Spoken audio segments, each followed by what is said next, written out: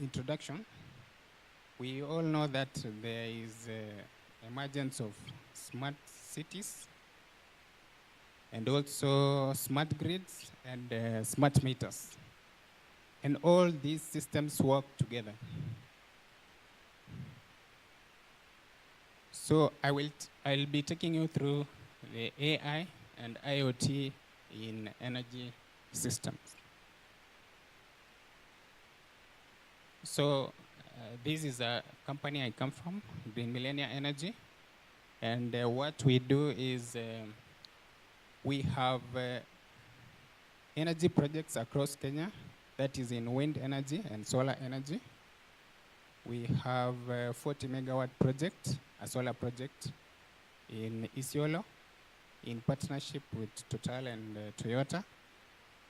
And I believe that the key drivers of AI technologies is decarbonization and also decentralization. So emergence of renewable energy technologies in Kenya will need tech guys that is in AI to improve the energy efficiency and also improve the energy optimization. Because we all know that energy sector face challenges when it comes to electricity theft. There are cases of power transformers being blown, and AI will come in that case to help predict these failures in our electricity systems.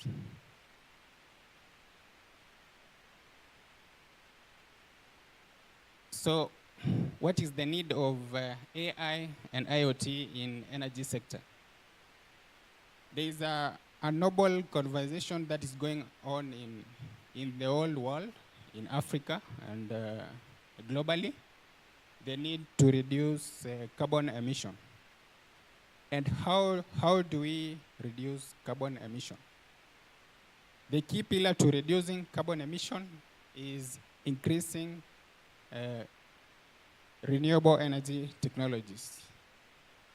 And that is now the rise of having more projects in solar and wind energy across Kenya and globally.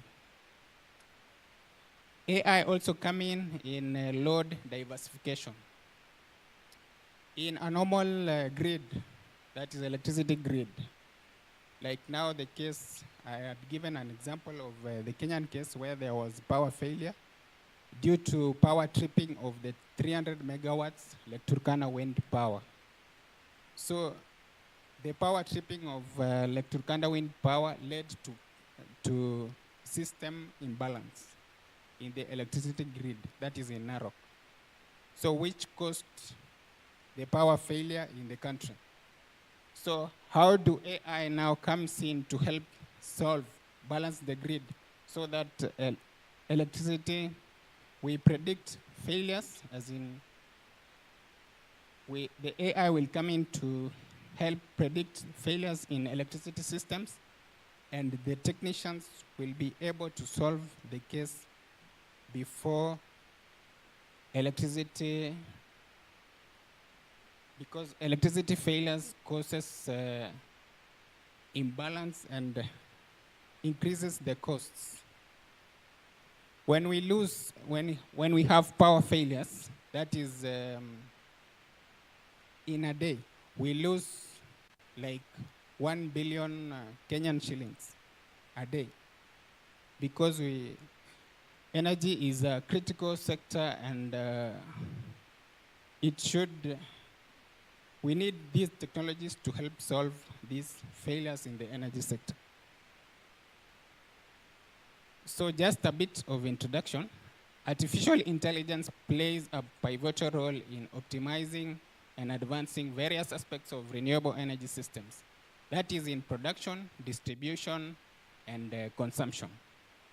Smart grids, smart meters, and smart cities are coming up, And IoT will play a big role in bringing the data together and also improving our lives. Just to give a brief on distribution.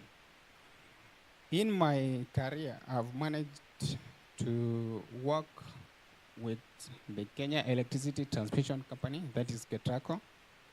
And we all know that they transmit electricity on high voltage. But now, you find those engineers, they go to every substation to inspect the electricity theft.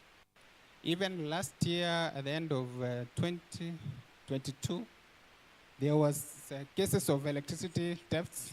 That is people stealing the pylons of electricity transmission lines, the one for KETRACO.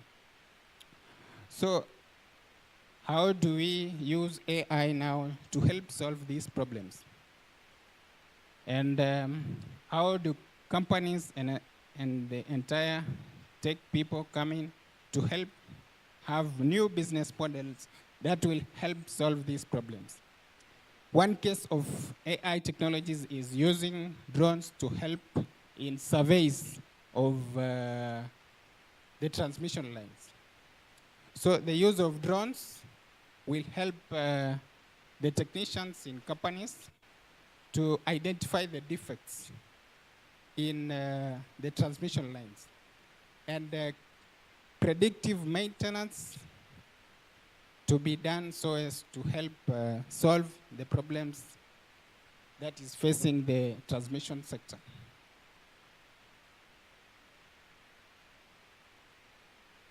So AI plays a critical role in energy management.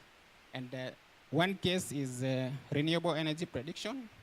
AI models analyze historical and real-time data, including weather patterns and energy production records to predict renewable energy generation.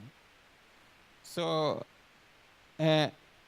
for the people who are in the energy sector, that is the solar, before you set up a solar plant,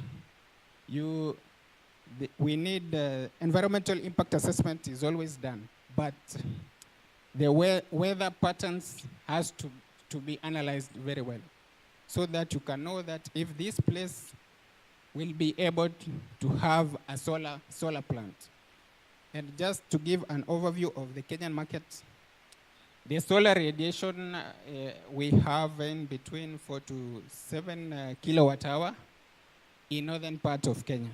But we need machine learning softwares that will help in giving a real-time data on the weather patterns of solar and wind. We have also smart grids. AI optimizes the operation of smart grids by predicting energy demand, managing the integration of renewable energy sources, and balancing the grid to enhance reliability. What we need, companies need to stabilize their grid. That is the operators and utilities in energy sector. And how to stabilize the grid? AI comes very strongly to solve these issues, like the balancing the load, demand, and also balancing the supply. Now, I want to give a case of intermittency in renewable energy. You see now the wind energy generation. I've managed to work in Ngong wind farm.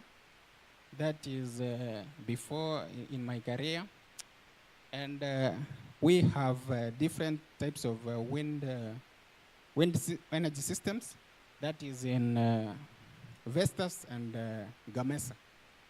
And you find there is always a problems when it comes to servicing and maintenance. The systems in wind energy systems always have power failures and overheating. So AI will come strongly in predicting and alienating the wind blades to make sure that there is always a maximum wind power generation.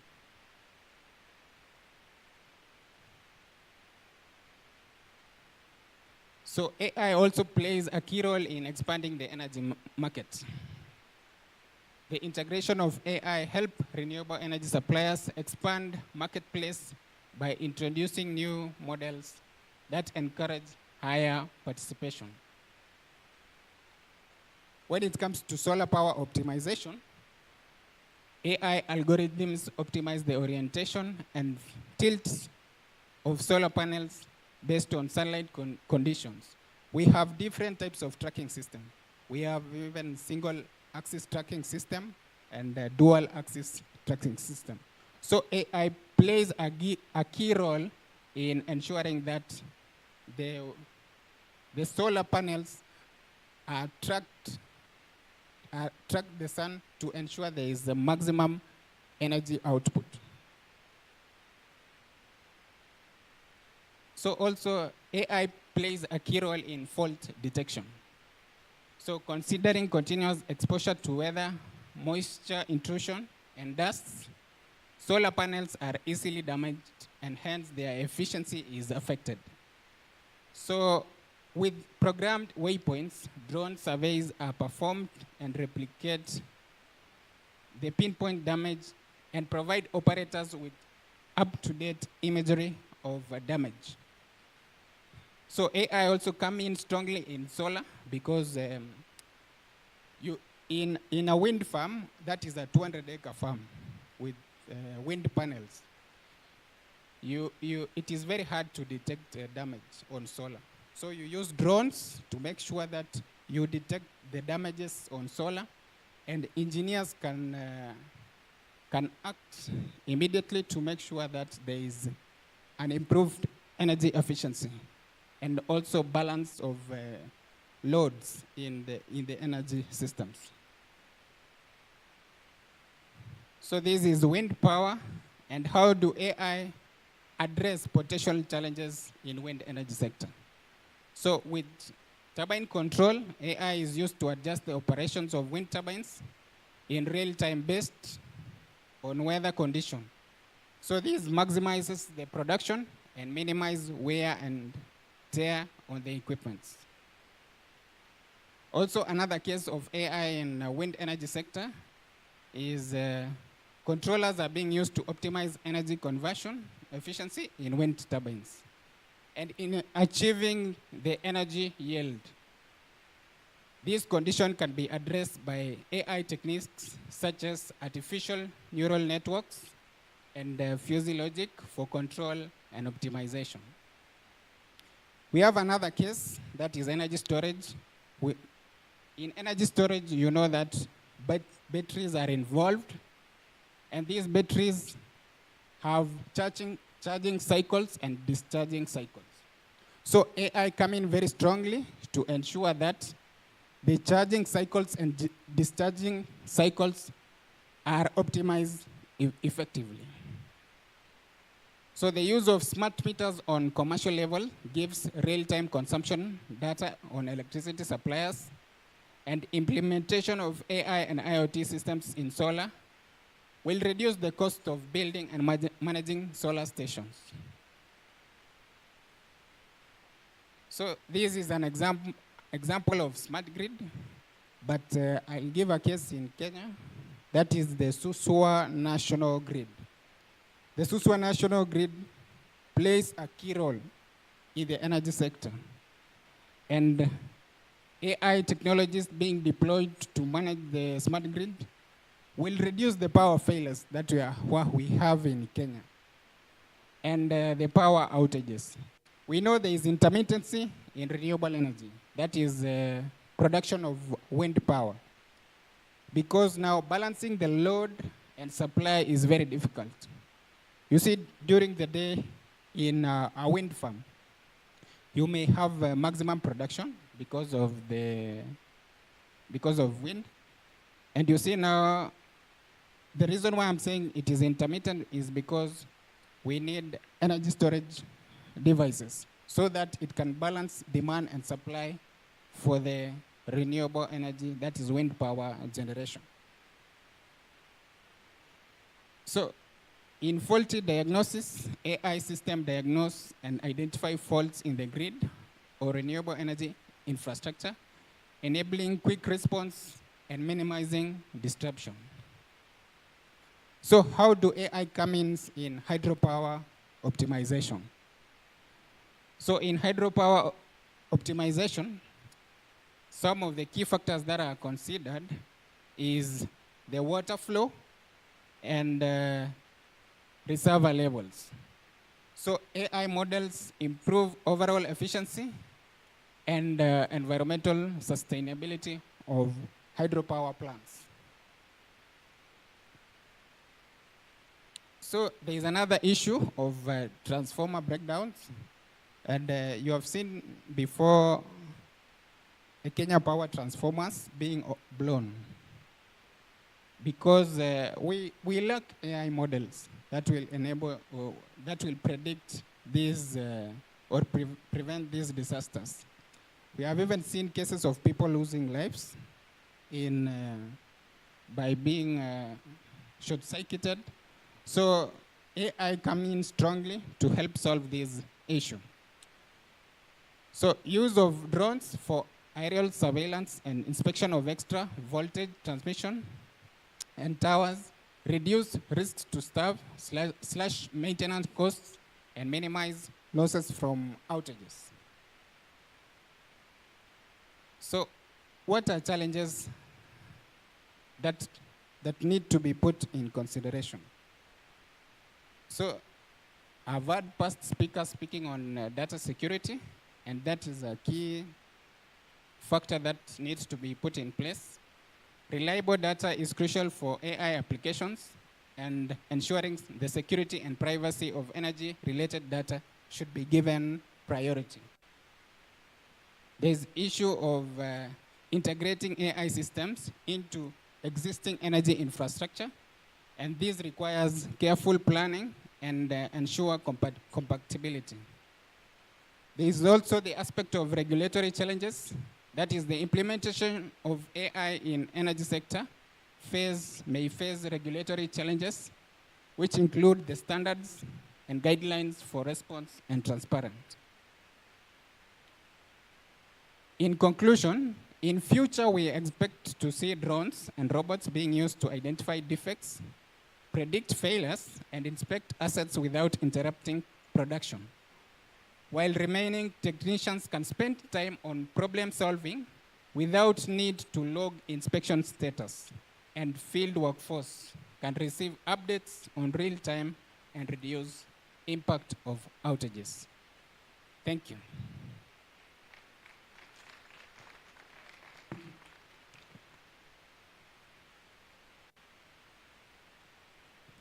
Thank you so much, Titus, for the wonderful presentation. Next on stage, I would like to invite Mr. Felix Omwansa.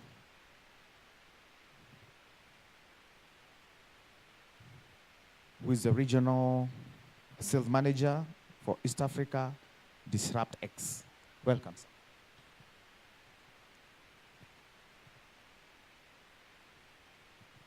Morning, everyone. How are you today? The energy is a bit off. Are you guys tired and the day has just started? Anyway, as we wait for that presentation to come up, my name is Felix Omwansa. I'm a sales manager for a global IoT solutions company called DisruptX. And today I'll be taking you through, our readiness as a continent in adopting these smart technologies. And that is not my presentation. Yeah. Anyway, so a brief background about myself. I actually never started in sales because I'm a hardcore tech person. I'd like to think of myself that way, or was a hardcore tech person. I do have a very deep passion for electronics, building stuff, and I've had the privilege to do that for quite some time, since campus, in campus, internships, contract work, and all that. But all in all, I just want to understand. I just need you to understand that my evolution, career-wise, is also centered around how these technologies are stepping into the scene.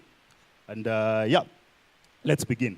So I think you've heard quite a bit from the past two presentations. There's a lot about AI and IoT going in. But you know, from my understanding, at least as a salesperson, a salesperson's role is to really communicate to the customer, really get to understand what the customer needs. And for most of the time, it's data. They're not usually too keen on the technical aspects, or rather the complexities that get involved, Internet of Things, AI, machine learning, and all that. But overall, I'd like you just to walk with me as I, take you through how we as a continent are geared in many ways much, much better than the developed world to really take advantage of the technology we have right now and advance it ourselves. So the thing about the Internet of Things is actually, as you walk around the booths and the stands, you get to understand there's quite a number of companies at play, and they all are integrated one way or another.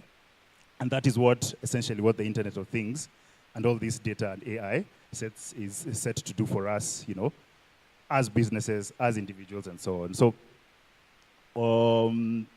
like I said, Africa is uniquely positioned to really take advantage of technology as it is now to push forward, mostly because there is a lot less burden on ourselves, from research and academia to actually develop the technologies that we have right now.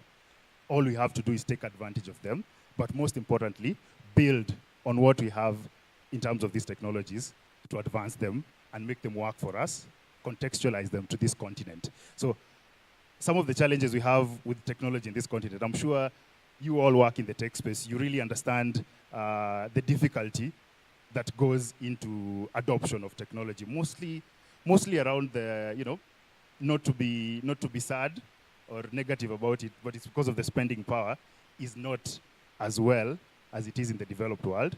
But that hasn't stopped us from really showing us, or rather taking full advantage of this basic infrastructure we've set up. So if you take a look at mobile penetration, so so many people have access to a mobile phone.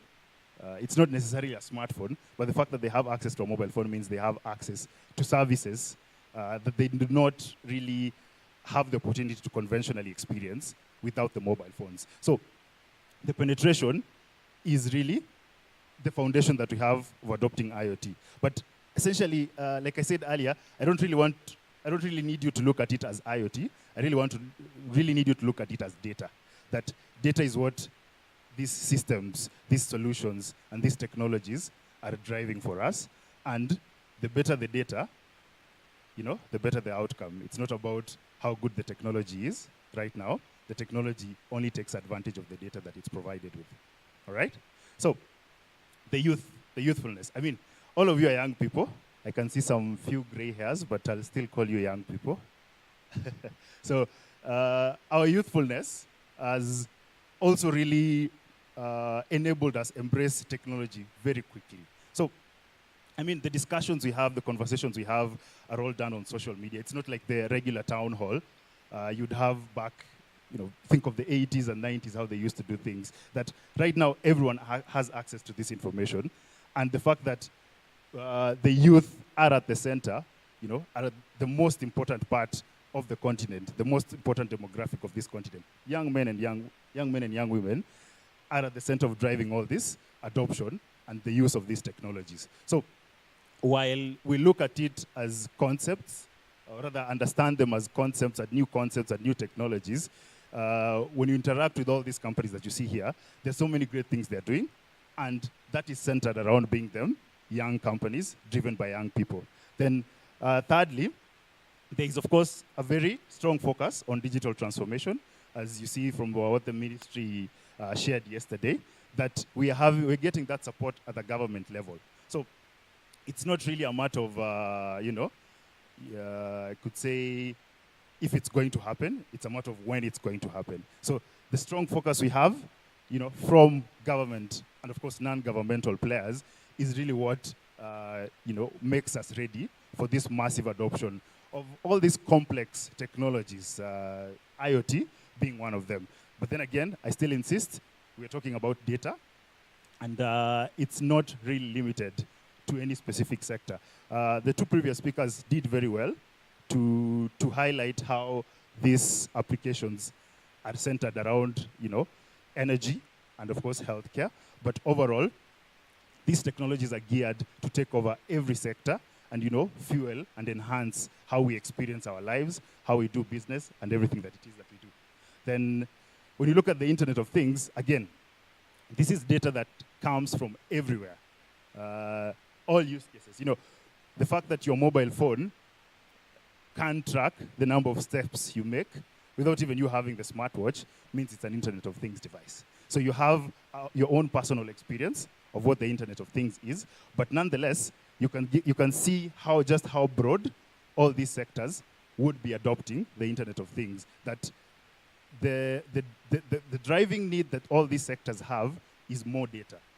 More data, better data, more fine-grained data. So I look at the Internet of Things as building a nervous system. So the fact that you're here, the fact that you woke up is because you're able to sense, you're able to tell where you are, you have a sense of direction and all that.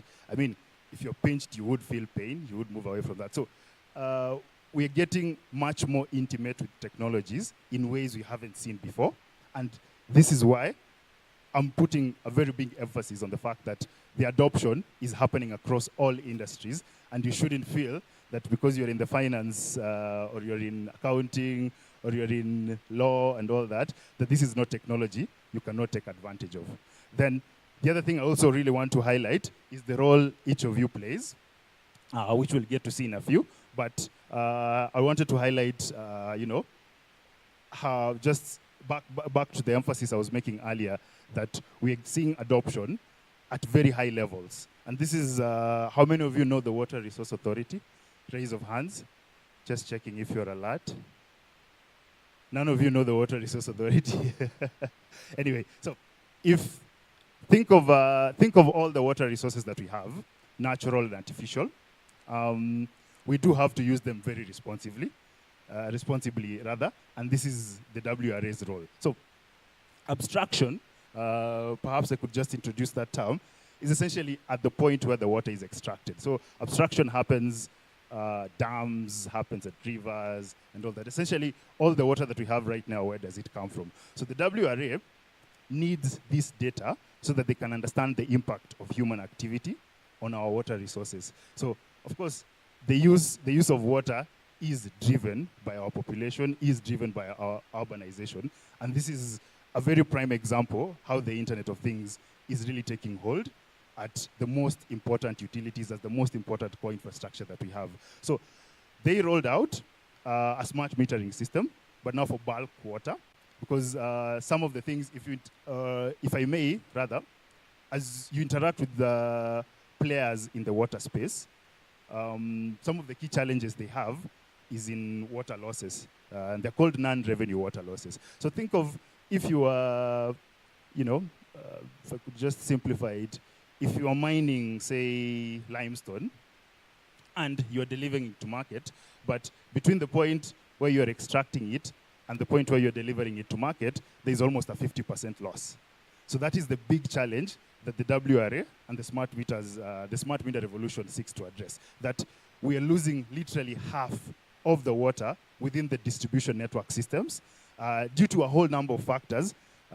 Most importantly, as I pointed earlier, is the lack of good data. The fact that they don't have visibility of how much water is taken from where and how much is delivered to all these endpoints, or to your home, to this mall, everywhere. So the WRA, of course, they developed the metering infrastructure to monitor water abstraction across the entire country. And this is what it does. This is just a snapshot.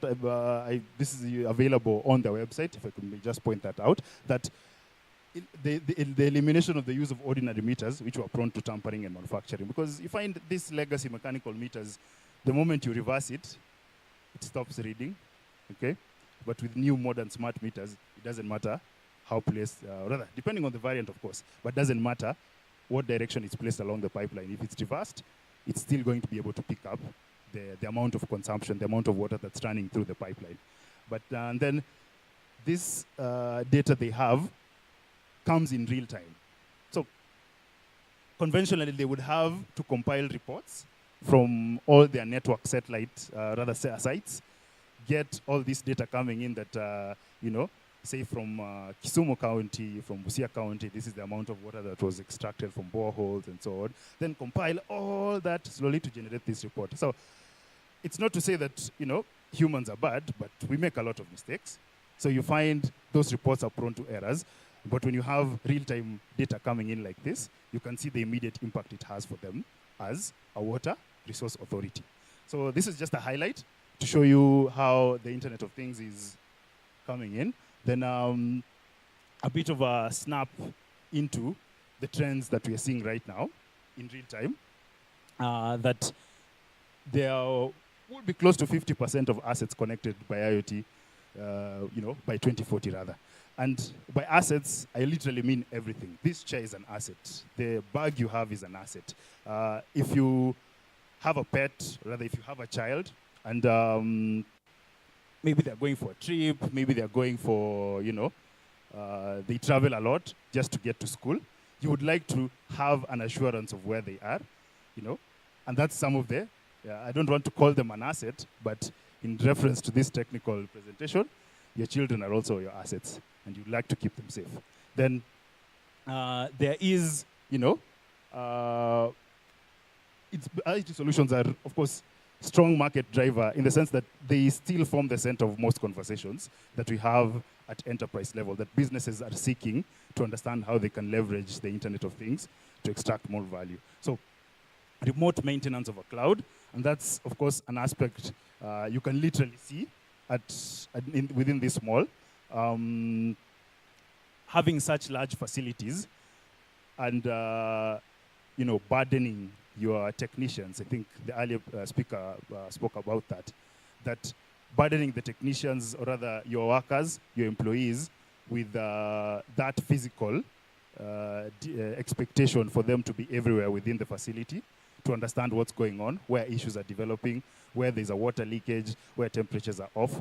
But if you can be able to monitor this in real time, over the cloud, at the convenience of your mobile phone, but with all these automation features also inbuilt, that you can be able to, get insights, immediate insights and alerts and alarms for when violations happen, for when thresholds are crossed, the temperature has gone too high and so on. So getting data in real time is much more important right now, of course, and this is what essentially we are seeing in the IoT space as well.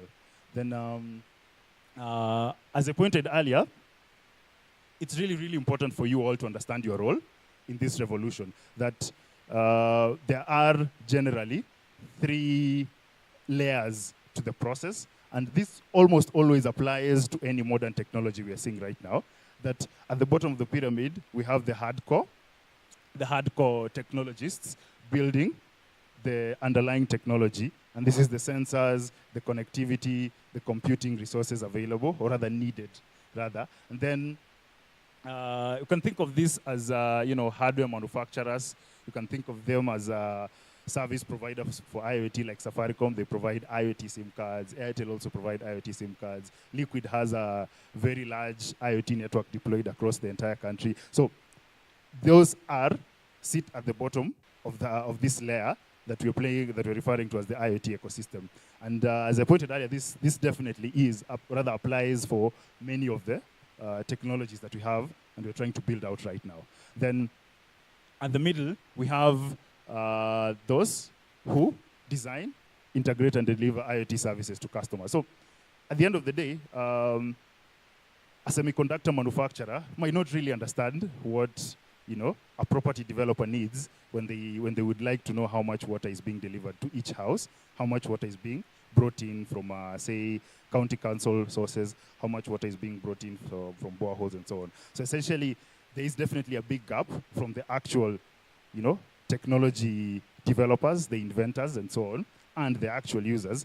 The service providers now sit in between there to understand and synchronize and integrate what it is these customers need of course, and in real time.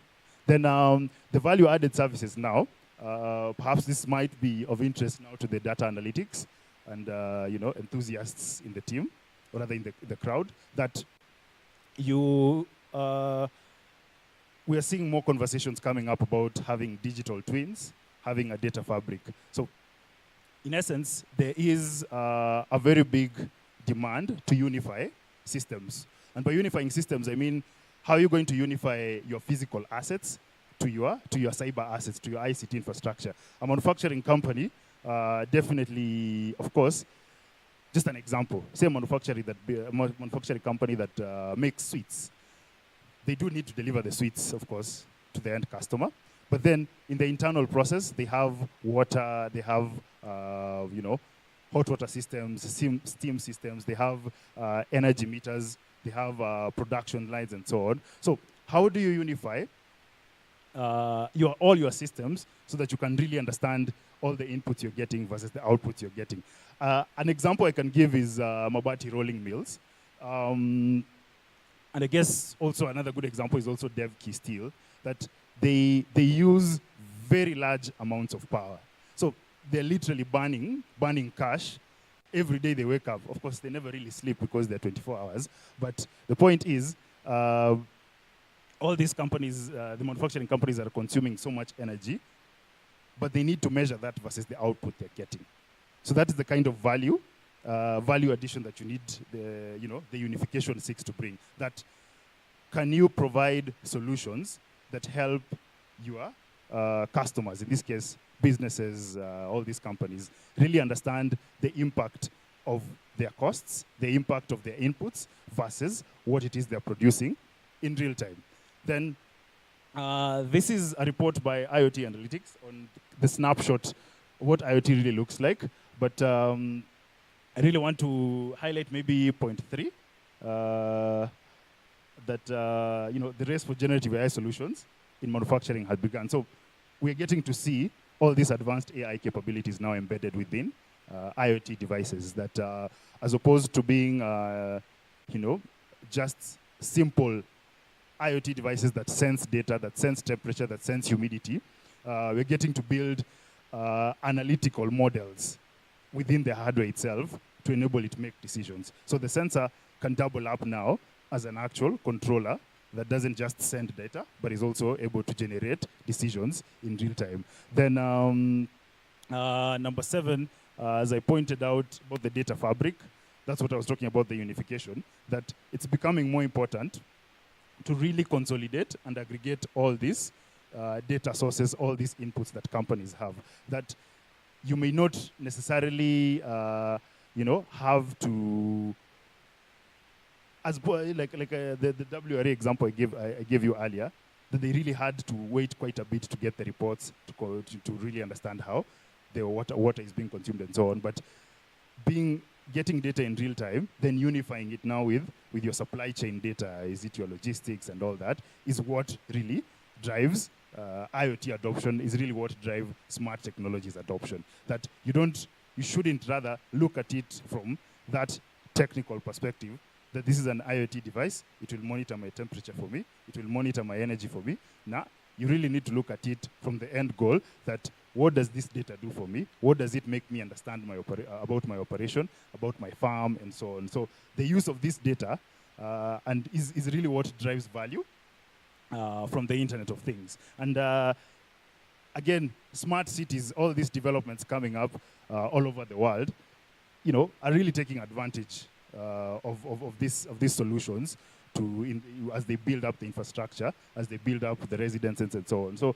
of course, Kenya, I think it's blocked out just at the bottom. Probably should have put it at the top. We have developments like Konza City, and we have Tatu City, that they have smart systems built from the ground up. That as opposed to now maybe the older infrastructure we have, the buildings that we have, the companies that we have, these ones have had the privilege to really build up these smart solutions from the ground up, literally, as they also build up their structures. So what we do, essentially, at DisruptX, we provide a single end-to-end solutions platform that unifies all these use cases. So we don't really look at IoT as one-dimensional problem, because, like I pointed earlier, even for a pharmaceutical company that say develops all this medicine, they need to deliver the medicine. So they,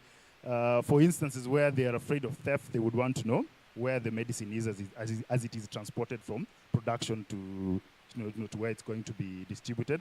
But even more importantly, they would like to understand the conditions this medicine has been exposed to, because, as you know, vaccines and other sensitive medicine, they need to be kept within certain conditions. So that's what our platform provides, that, the agility to be able to integrate all these use cases in a single platform, within a single environment, that you as a user, you as a business, would just take advantage of what is available, and most importantly, the platform's ability to be highly customized to all these use cases. So yeah, I'd like to stop there. You guys are good? You sure? All right, so that's it from me. Yeah, you guys have fun. I'll be available for, for discussions or questions, but definitely, thank you so much. And yeah, let's connect.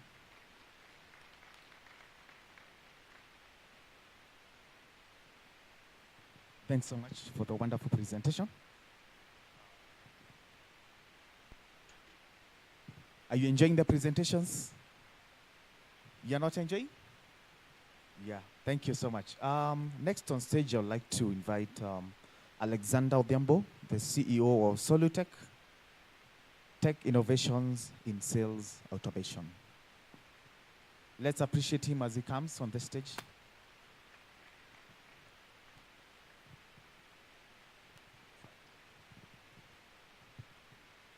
The presentation is ready. Good morning, everyone. Are we doing okay? I can't feel the energy. Are we okay? Great, great. So thank you for this opportunity to come talk to us about tech innovations in sales automation. How many of us are familiar with the term SFA? SFA, Salesforce Automation. Nobody? Wow, that is good. That's good news for me, because today I get to teach you something new. All right? Today I get to teach you something new. Salesforce Automation. So it's been a crazy week. I hope no one has been affected by the floods. I hope nobody has been affected by the floods. Things are thick out here. But we are living in an environment or a country where we try to make the best and some happiness out of what's happening. So there's something I hope we'll be able to help one another today to be able to get. Have you seen anyone building something like this? If you see someone building something like this, please let us know. It might just be another Noah experience. And this morning I was just thinking about how about we have Ubers where we can get boats, because things are getting crazier and crazier. Yeah, if someone can make that happen, please do. Yeah. So my name is Alexander Odhiambo, CEO of a company called Solutech Limited, with more than 15 years experience in technology. I'm an alumni of University of Nairobi, Stanford Seed, computer scientist. Yeah, so it's a computer scientist turned businessman. Yeah, so I have a story of that transition that we might not go through today. Yeah, so I'll introduce what Solutech is about in a few seconds. Since we are talking about sales automation, how many of us here own businesses? How many of us own businesses? Good stuff. How many of us work in companies where we have salespeople? Excellent. How many know about salespeople? Who salespeople are? We have one fantastic one who was just on the stage. Yeah, did a very good job. I'm going to be his partner. He's doing some exciting things. Yeah, so sales are the lifeblood of any business. Without them, the heart of the company ceases to beat. Without sales, a company can't function. You might have the best product, the best IoT, like what has just been described here, but if you don't have the gentleman, I think he was called Titus, on the stage here, it is useless.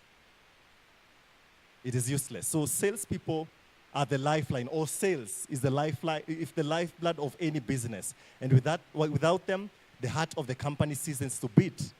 And every company's greatest asset is its customers. Because without the customers, you have no business. Very many times I meet excellent innovators. As an engineer, we have that weakness of being able to build excellent solutions, to be able to create great software. It's a dilemma I was in around 10 years ago when we began Solutech, when three of my co-founders are computer scientists, and we had built some fantastic applications that could easily build a good business for us, but we never had the sales knowledge. We never had the customers. So fantastic solutions with no customers is a useless solution. Let me say that. Yeah.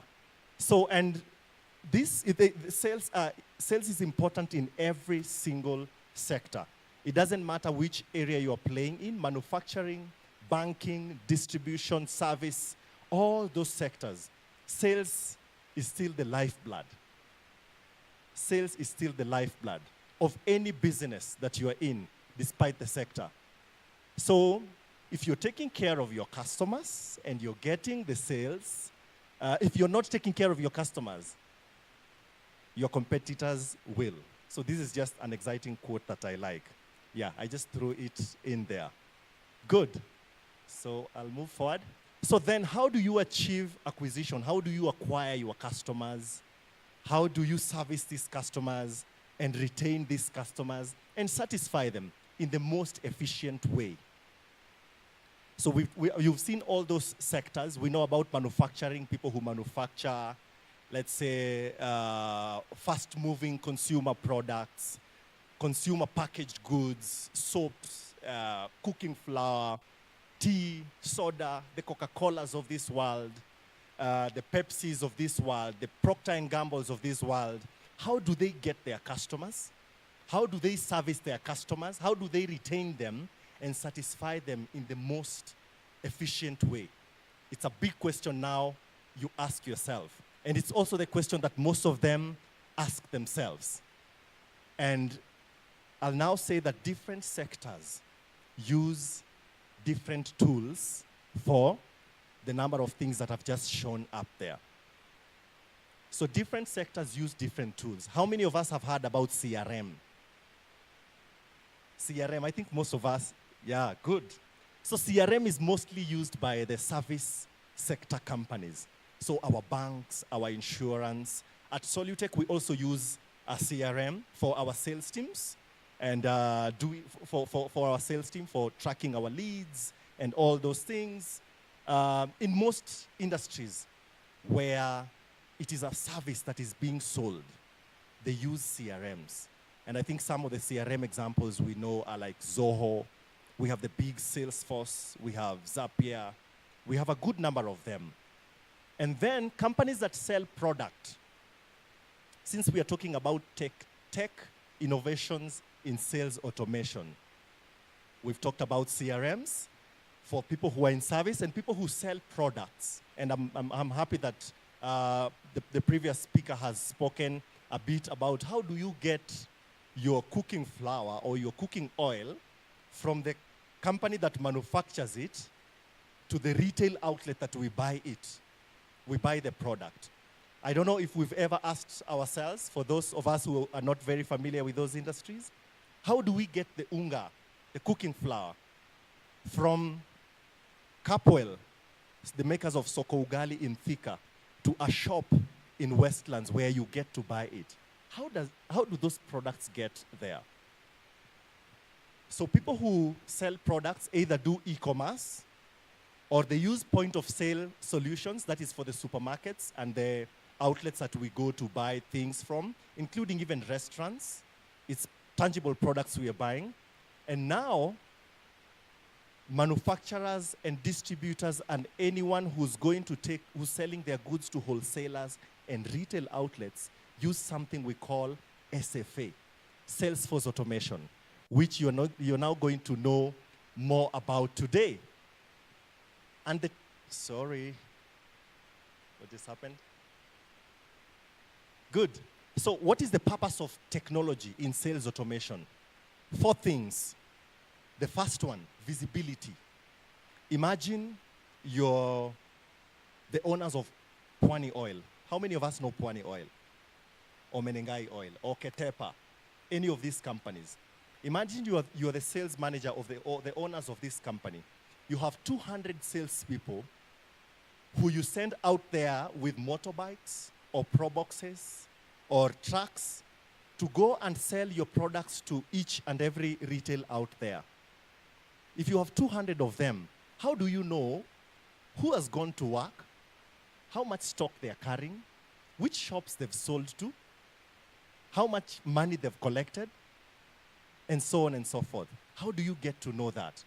So, tech in sales, one of the objectives in tech in sales is visibility. And this is especially for people who are doing that distribution.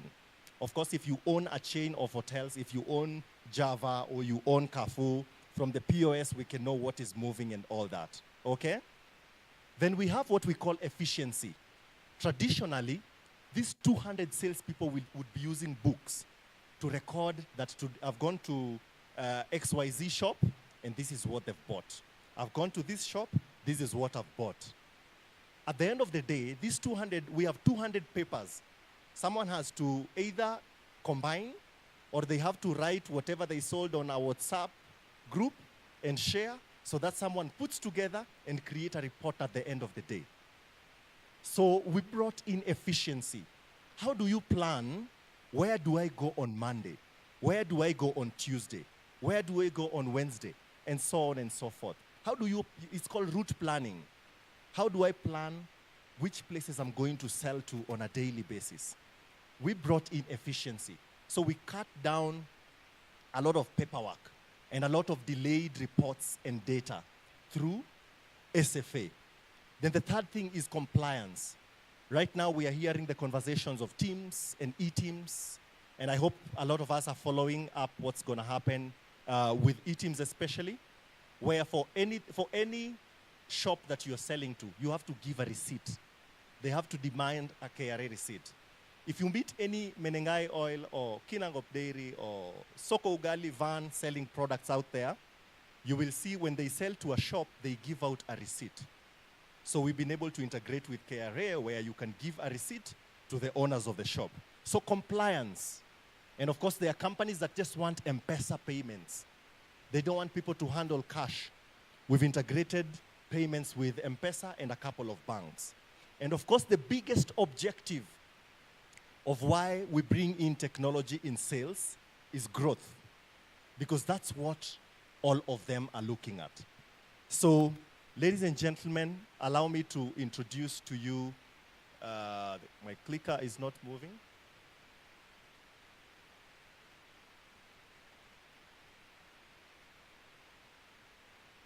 It's not moving.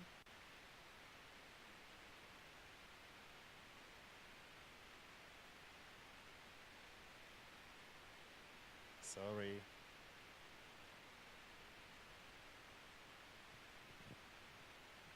You could just move it. Next slide for me. Manually, it's fine. Yeah, so that we get to move. Not yet. Huh? It's not moving.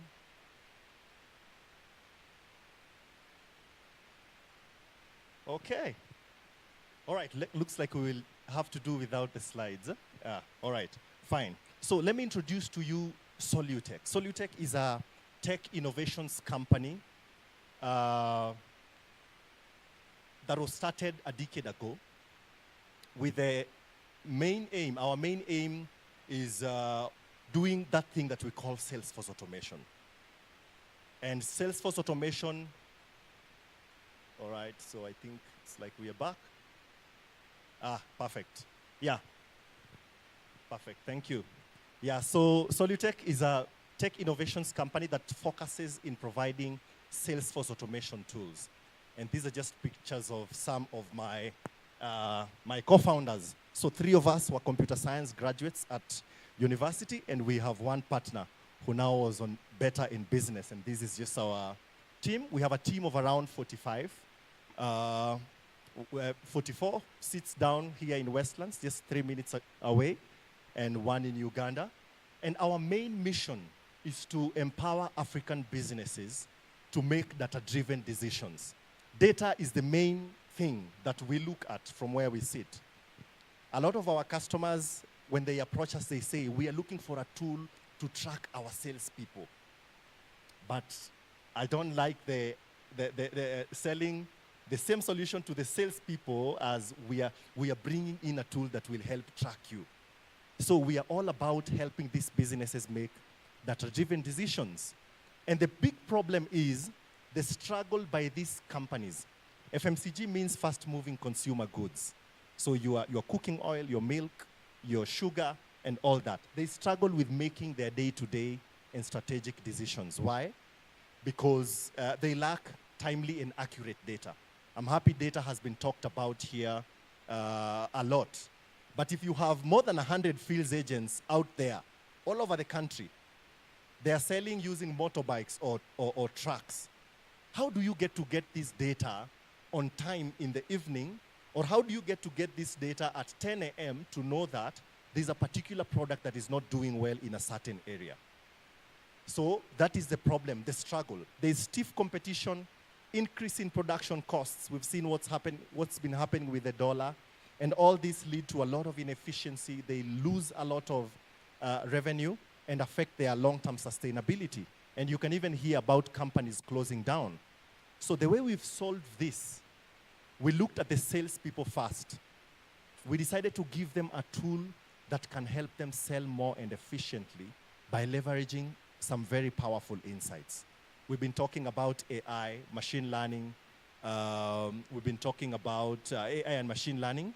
So we have a couple of smart reports and AI on the application, forecasting, and all those things that when a salesperson goes to an outlet, it helps them have conversations. Our big vision with generative AI is when I come to Mama Alex's shop, I can just type on our application, what should Mama Alex buy today? And the application will tell me, based on the data that we've been collecting, what they need to buy that day. So a lot of this technology, a lot of functionalities that we've put here in terms of AI really help in these conversations. It really helps in load planning, helps in forecasting and just planning for their day-to-day. So we help, number one, we've helped the salespeople who are going to sell. We're not saying that we are tracking them, but we are helping them to sell more efficiently. By the time you are recording your last sale of the day, you go home.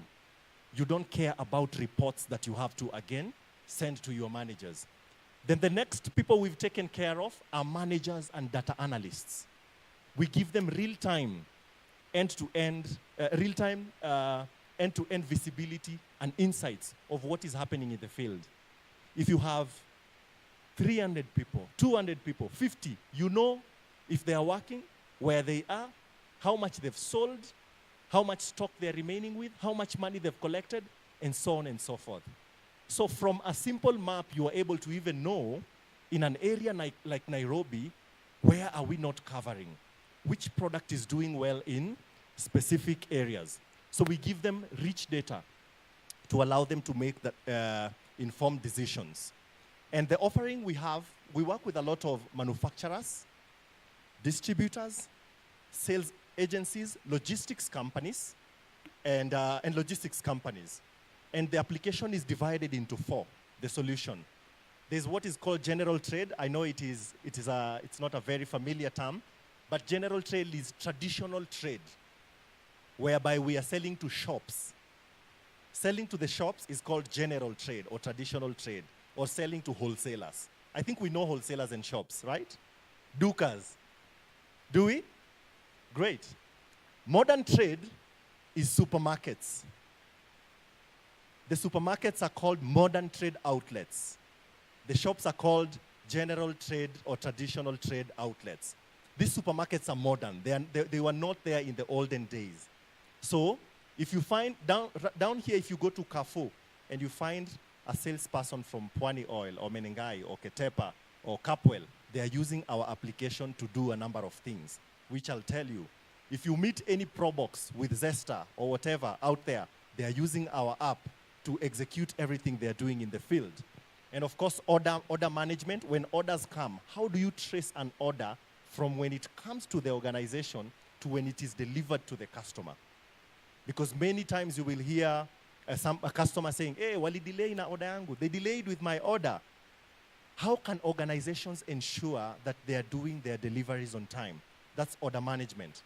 And again, drivers who are doing, after an order has been received and processed, the drivers going to deliver those orders. We've created also an Uber-like application that the drivers use. So you meet any of those Ketepa or Crown Paints, many of these companies are using our logistics app to do that. And all this, we use a lot of data. We use a lot of data analytics. We collect tons and tons of data. So we use a lot of data analytics and AI to help our customers now make these data-driven decisions. Good. So some of the use cases. So this is how the solution looks like to remove the curiosity. So as I've said, it's used by vans, the pro boxes that you see, merchandisers that are in the supermarket, people who are going to collect orders, medical sales reps. We have people who we call medical sales reps who go to visit the doctors and tell them about headaches or Panadol so that the doctors can recommend to you when you come when you come to the hospital. So the doctors don't just recommend to you the medicines that they recommend from thin air. There are medical reps who come to talk to them about different products they are promoting. Of course, drivers and all those teams. So in general trade, the Probox salespeople or the van salespeople, we are doing for them route planning. We're doing for them managing the promotions, buy one, get one freeze that they push on the field.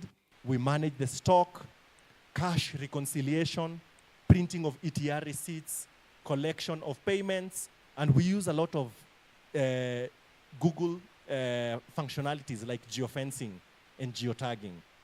So if you are a company using our tool, just from opening a map, you get to know where all your customers are. The other scenario is modern trade. Now in the supermarkets here, for example, when you go to Ketepa's shelf, there is a space that they occupy. It's called a share of the shelf. So these merchandisers have to ensure that they have the correct share of shelf. So they come to everyday measure. Do we have the 20% that we negotiated for?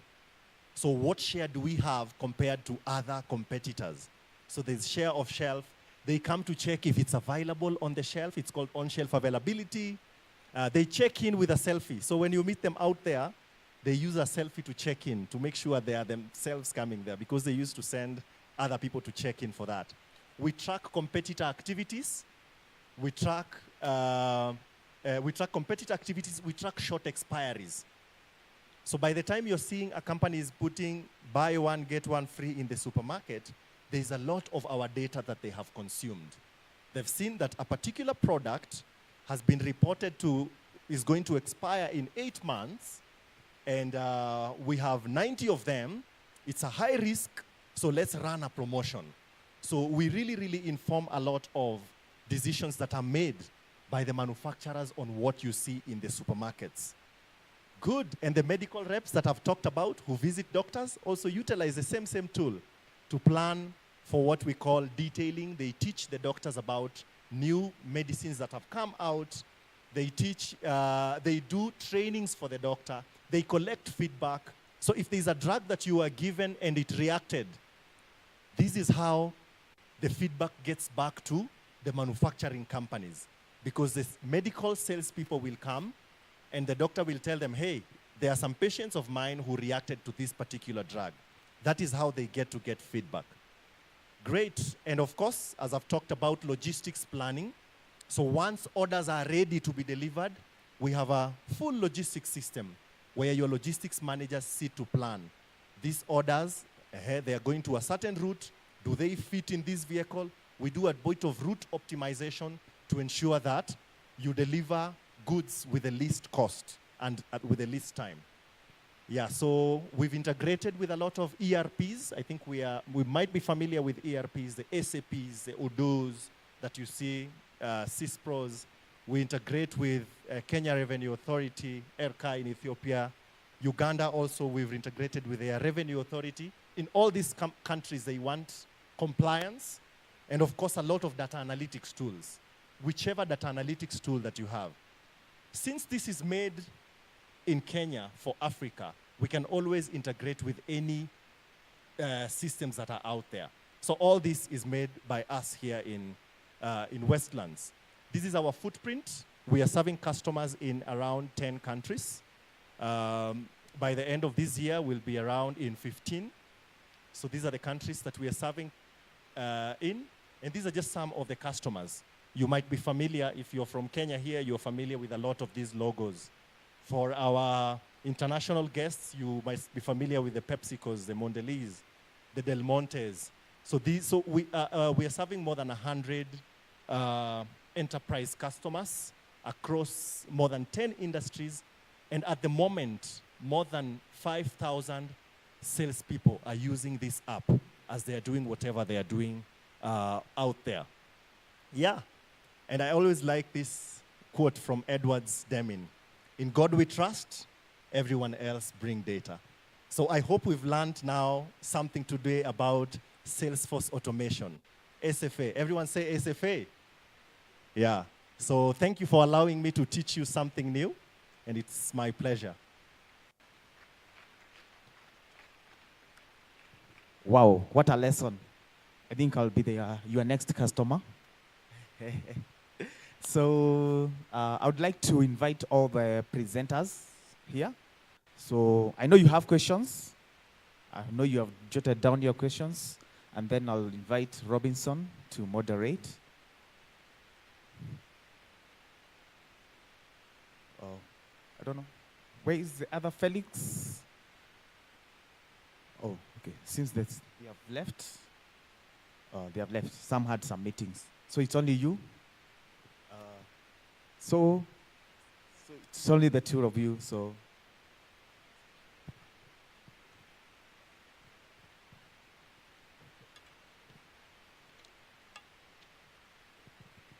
Good morning.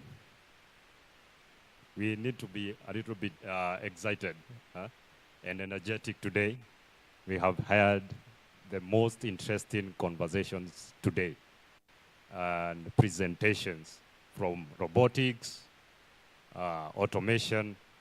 We now have SFA, and it is a really, really interesting topic to touch on, especially for Africa.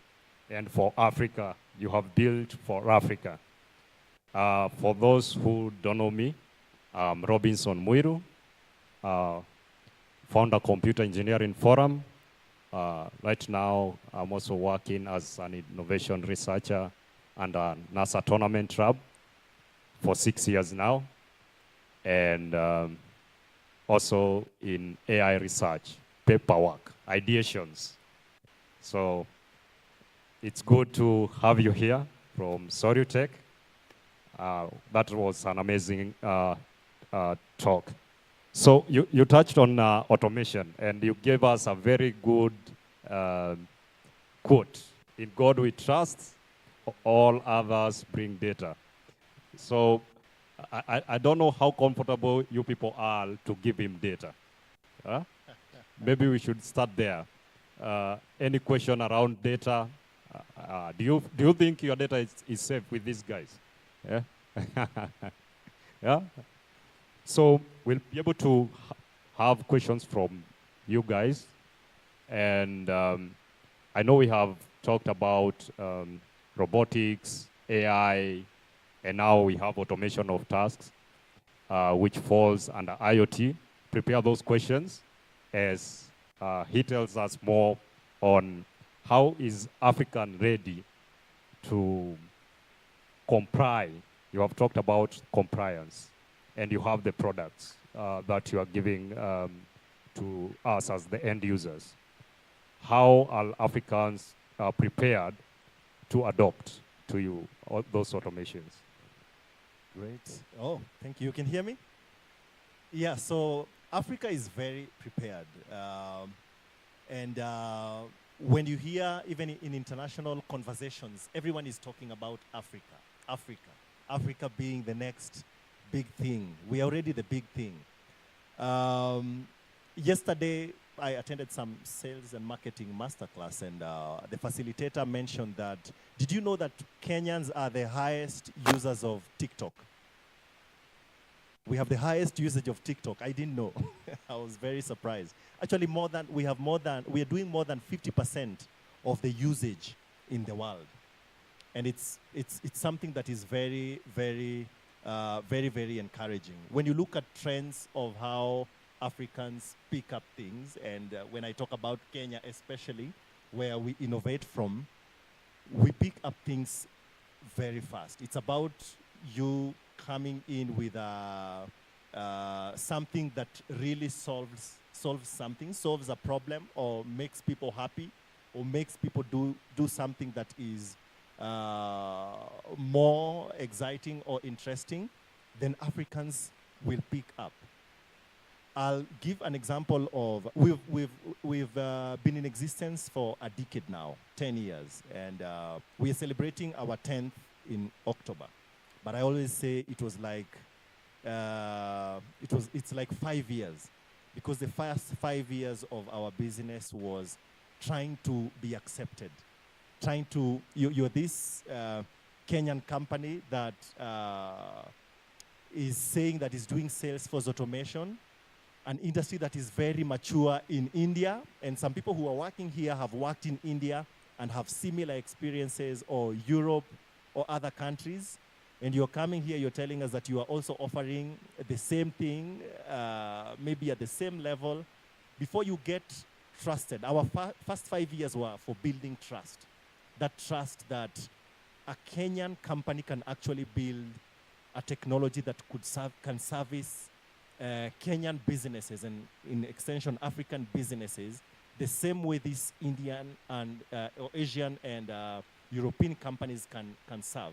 It's taken some while. We had a lot of struggles, but from where we sit right now, a good number of them are our advocates, and I think we are somewhere. Yeah, and to also help the audience, I know we talk about African problems, we have African solutions. Yes.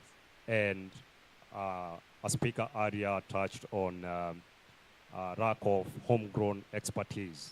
And I have seen your team, you have a diverse team that brings the expertise to your industry.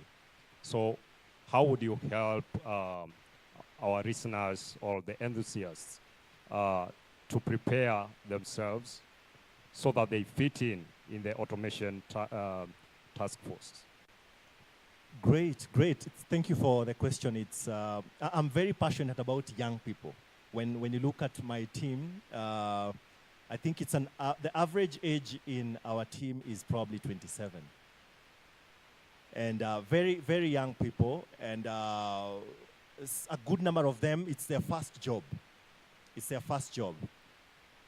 When we began our business, let me take it from there. For us to start our business, we had suffered looking for jobs. We couldn't find these opportunities somewhere.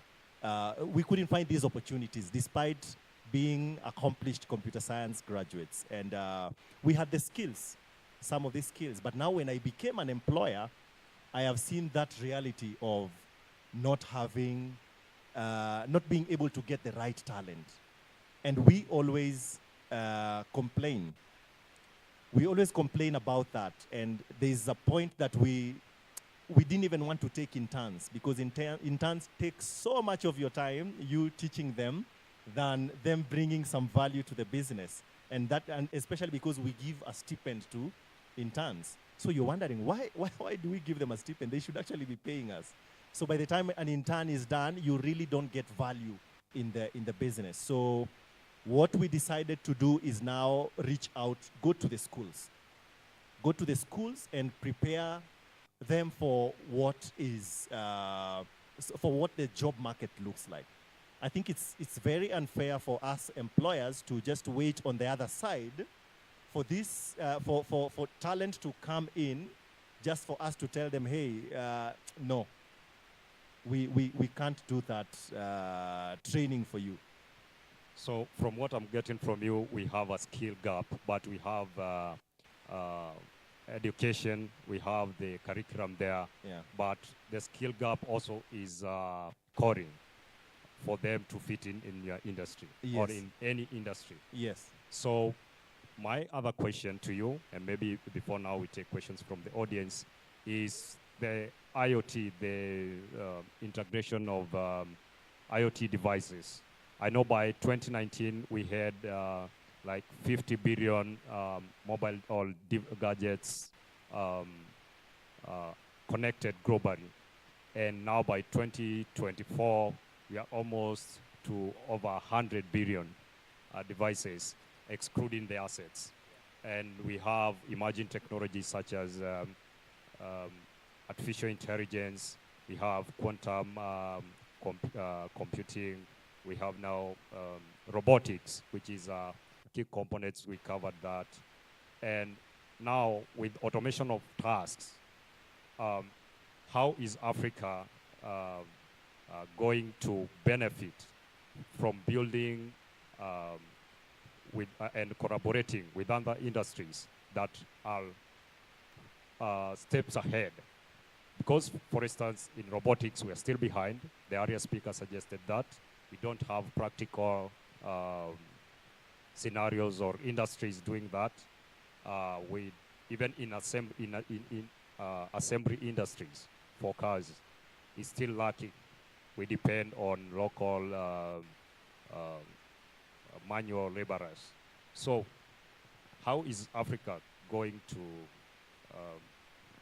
be impacted by automation while we have that skill gap?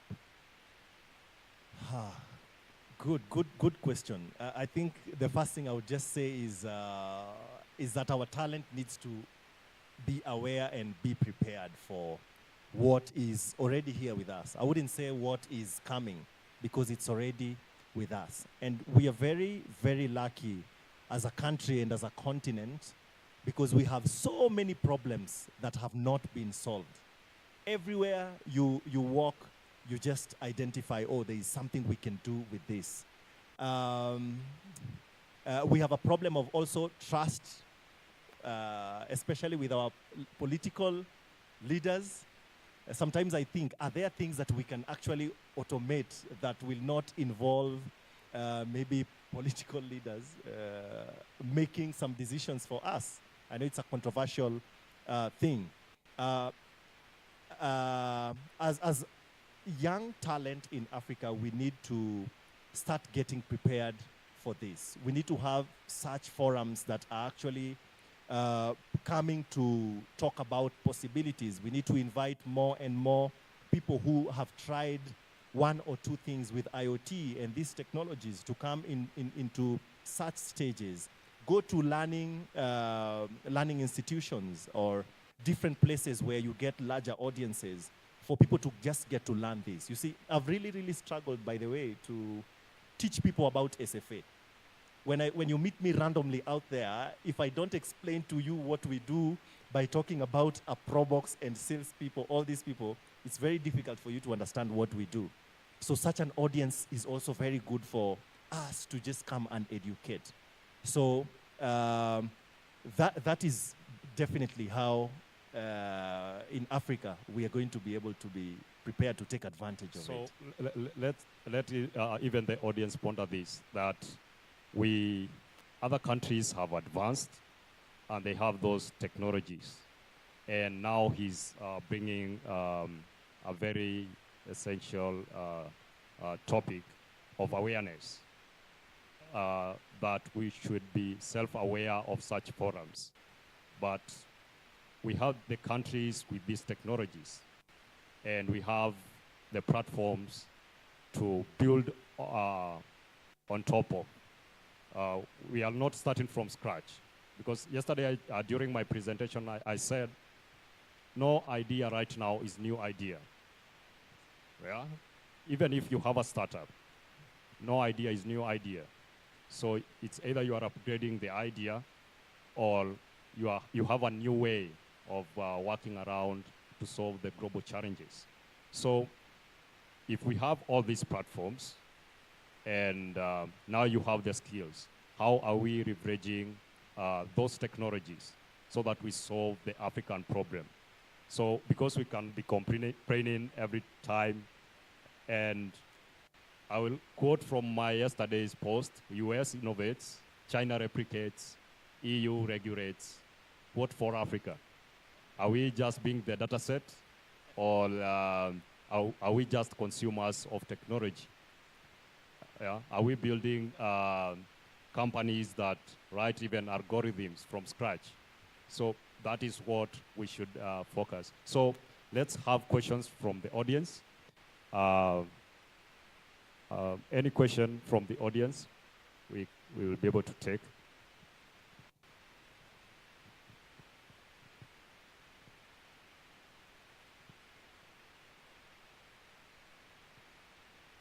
My question is, do you feel that there's really a market gap, or is it that recruiters don't really know where to look? Just repeat that again. Is there really a market gap, or is it recruiters who don't know where to look? Very good question. Is it a skill gap, real skill gap, or recruiters don't know where to look? Market gap. A market gap. Yeah, that's a very good question. Wow. So I think from my experience, we have channels of how we advertise for these positions, and even draw down simple requirements of what is required. And for our tech sector specifically, we even take interviewees through tests. In many cases, we've interviewed, say, 150. Then when you narrow down to even your 10, you still don't just get that thing that you were looking for, and you end up now picking the highest potential, then train. I want a bigger problem where I'm confused because I have 100. I'm confused because I have 100. And many people don't like going through that process of recruitment.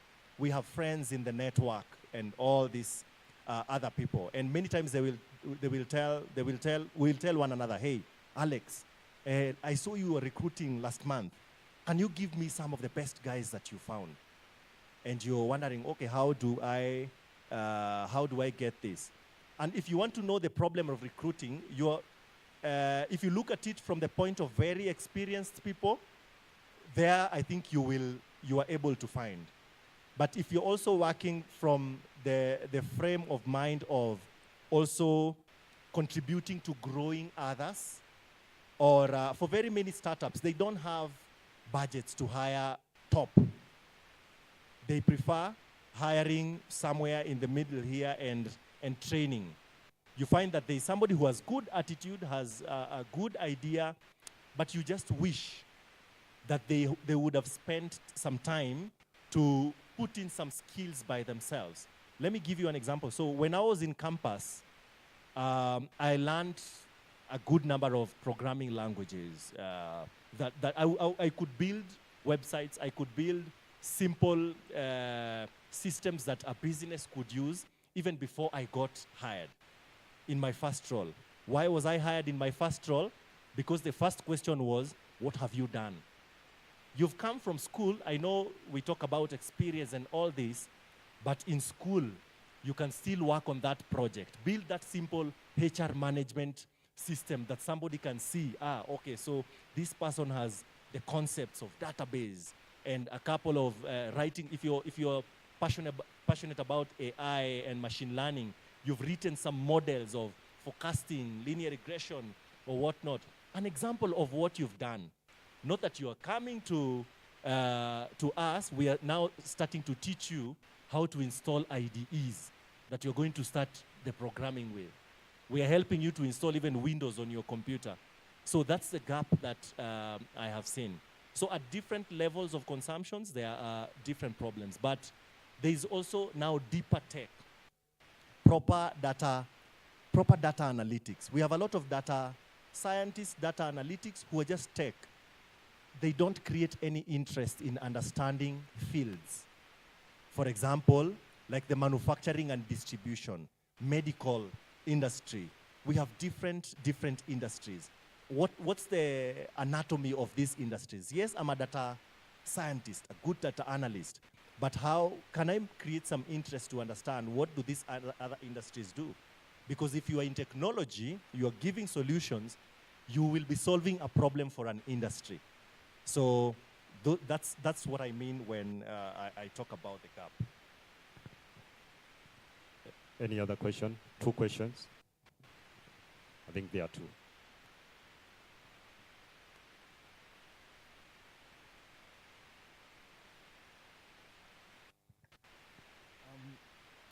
Is it on? Oh. Hello guys. So my question goes out to you, and I really thank you for telling us about Salesforce automation. So when we come back to Kenya, as a country, we really rely on the agriculture part of it for our economy. How are you looking at our farmers to generate revenue through Salesforce automation? Are you inclusive about them through your what you are doing as a company? Thank you very much. So the question is, how does Salesforce automation apply now for farmers? Yeah. All right. So I'm just trying to see. Okay. So the same way I talked about the pharmaceutical sector, but of course, many times when it comes to this to farmers, I'm looking at the agro product companies, manufacturers and all that, because most of the time those would be our customers. So for them to sell, they have to sell to farmers. They have to now pass education to farmers. If you want farmers to give you very good yield, if you want farmers to give you very good yield as maybe a manufacturer who manufactures tomato sauce, then you also have to think about the farmers who farm the tomatoes. If you're Del Monte, you have to have interest in the farmers who are planting the pineapples and the mangoes. So most of the time, how we work with manufacturers now to support farmers is by creating tools that allow in collecting data. For example, in terms of the farmers themselves, collect data about the farmers themselves, collect data about what sizes of land do they have, collect data on what types of seeds are they planting for the different goods that they, for the different products that they plant, or like the pineapples or the mangoes. What products are they using for the fertilizer and taking care, pests control, and all this. So we create tools that now are used to get this data and to track the progress of these farmers. So when you get the data and track the progress of these farmers, of course the agrochem companies benefit by being able to sell the correct products to these farmers. The manufacturers, the Del Montes and the zesters who do tomato sauce benefit by getting the right product to manufacture their end product. And the farmers also benefit by getting proper yield. And of course, since they have people who they are working with, they also have a market, a ready market for them to do that. So in Salesforce automation, we support them indirectly by collecting this data and also help in analyzing this data to know how to serve the farmers better. I think mine is to look at the farmer, like how can I generate, or can you generate revenue for the farmer? Because I feel most of the times the farmer like anafinyiliwa. Most of the times the middlemen they eat what the profits that the farmer has. So most of the cases the farmer is the one who grows, who does the hard work, but we do not look at how can we generate revenue for the farmer, not for the company. Yeah. I resonate with what the question you're asking very well. Around 2015, I was a watermelon farmer somewhere in Embu. And I experienced that firsthand when my first produce was ready. I was told that I can't get my produce to Marikiti unless I bring a broker who's going to negotiate the price that it's going to get into Marikiti. You can't just harvest your watermelon and take to Githurai or Marikiti or any of these markets. So on the Solutech side, we've not yet innovated in that direction. That's more B2B. It's more B2B. Companies like Twiga tried it, but we've seen the journey of how the Twiga has gone. A number of companies have tried it. We have a company called something cool, also the friends of mine. They're into the fish farmers and all this. There are people who've been successful with building e-commerce platforms for these farmers. But on our side at Solutech, we haven't yet gone B2B. But we have a product that we are trying to build to see how we can disrupt our own model of working called DukaSoft that is going to be B2B. But of course, we will start with the manufacturing side and see how will we bring it to the farmer's side, where we give farmers a place where they post whatever they have, and whoever wants to buy, if it's Java that wants to buy onions or whatever, can have where they get goods directly. Yeah. Okay, thank you. So let's connect Rita. Well, if you have any other question, we have a networking session, but you can give us closing remarks. So many people can be able to interact with you during our sessions here and during our networking session. Your closing remarks. Yeah, thank you very much for the very interactive session. Mine is just to remind us that as Africa and Africans, there is a lot of potential on how we can make difference for ourselves. We are the only ones who can make a difference for ourselves at different levels. So if you're in school, if you're running a business, if you're running a business or you're working in a certain business, let your objective always be towards making a difference or making lives better. If you're an innovator who wants to start off, just start. I'll finish with the words of Nelson Mandela: it's always impossible until it's done. Awesome. My closing remarks goes to the market gap and skills. That Africa, yes, we do have that gap between skills and education. When you are, the students are out from the schools, you find we do not, during the hiring process, you find that there are no skills. You have good papers, yes, which is big congratulations, but the skills, how have you been too practical with what you have run? So as you are trying to build also, whether it's a startup, focus on the skills, because there is a demand of skills other than more of paperwork, if I may say so. So thank you. A round of applause to my panel here, and looking forward to have you in the other sessions. Thank you. Thank you so much. Let's appreciate Alexander once again. Thank you for the wonderful insights, especially to the young, ambitious developers. At this moment, I would like to invite on stage Madam Fiona Asonga, who is the CEO of TESPOC, that is the Technology Service Providers of Kenya. A lot has been said about lack of capacity, but I know she will tell us about her members and the capacities that they hold. Welcome, Madam Fiona. Let's appreciate her.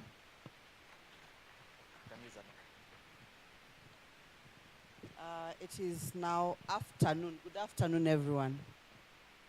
I don't have a presentation because I was told I'm coming to talk to ICT enthusiasts, young people who are working on apps and all that, and to give them insights into what is happening within the space. TESPOC is the Technology Service Providers Association of Kenya, established in 1999.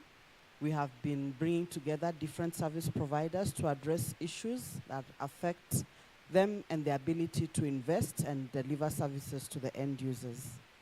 We have 4 core things that we do. 1, we run the Kenya Internet Exchange Point that keeps all the local traffic online in Kenya, so we aggregate the internet traffic for the country.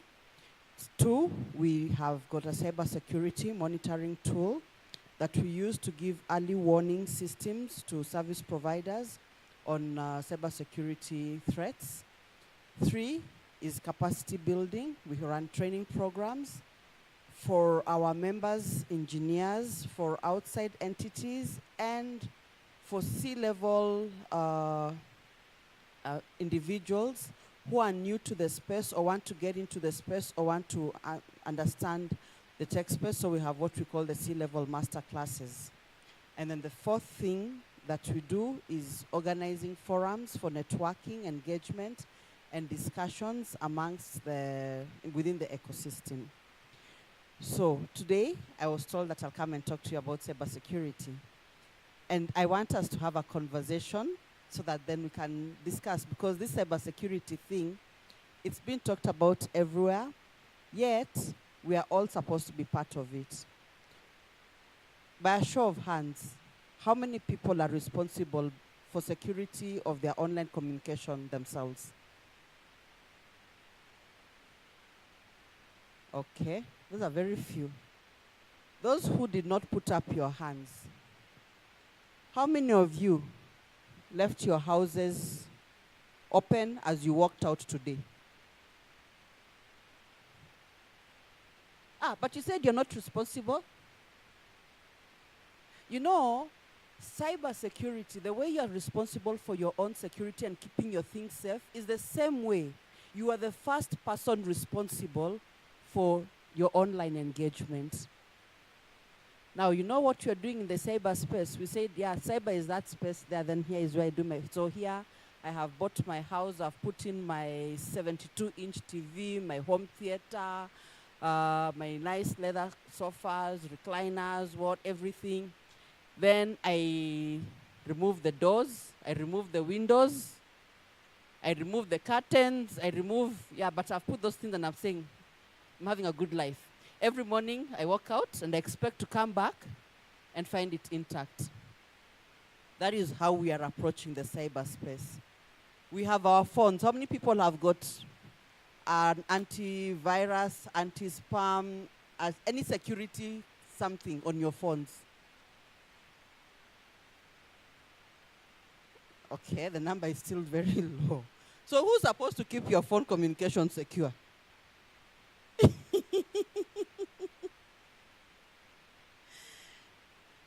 Okay. How many have got some form of security protection on their laptops? That's better. It gets better. Okay. How many feel that really this cybersecurity thing should be the responsibility of the person giving them the connectivity service?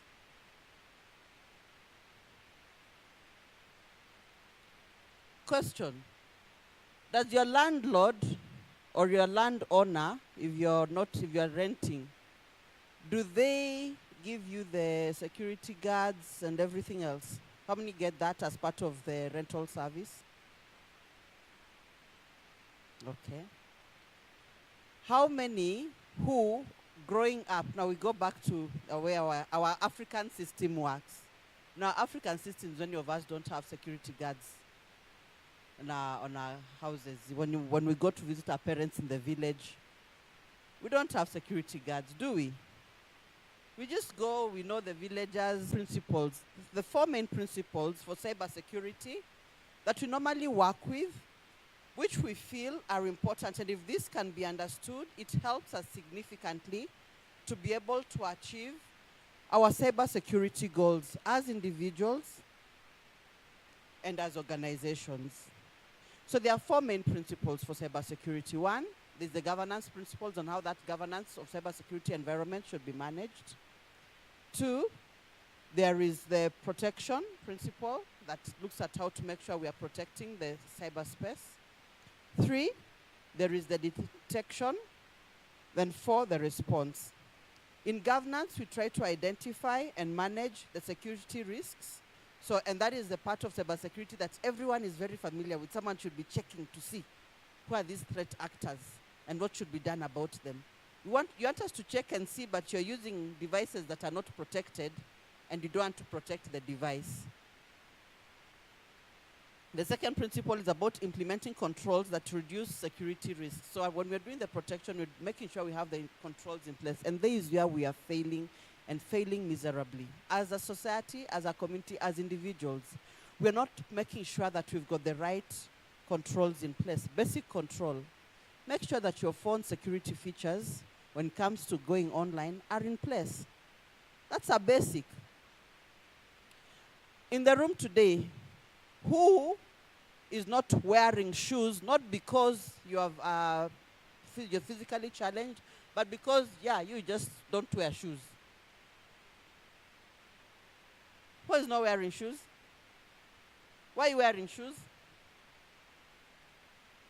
It's a basic principle to protect your feet.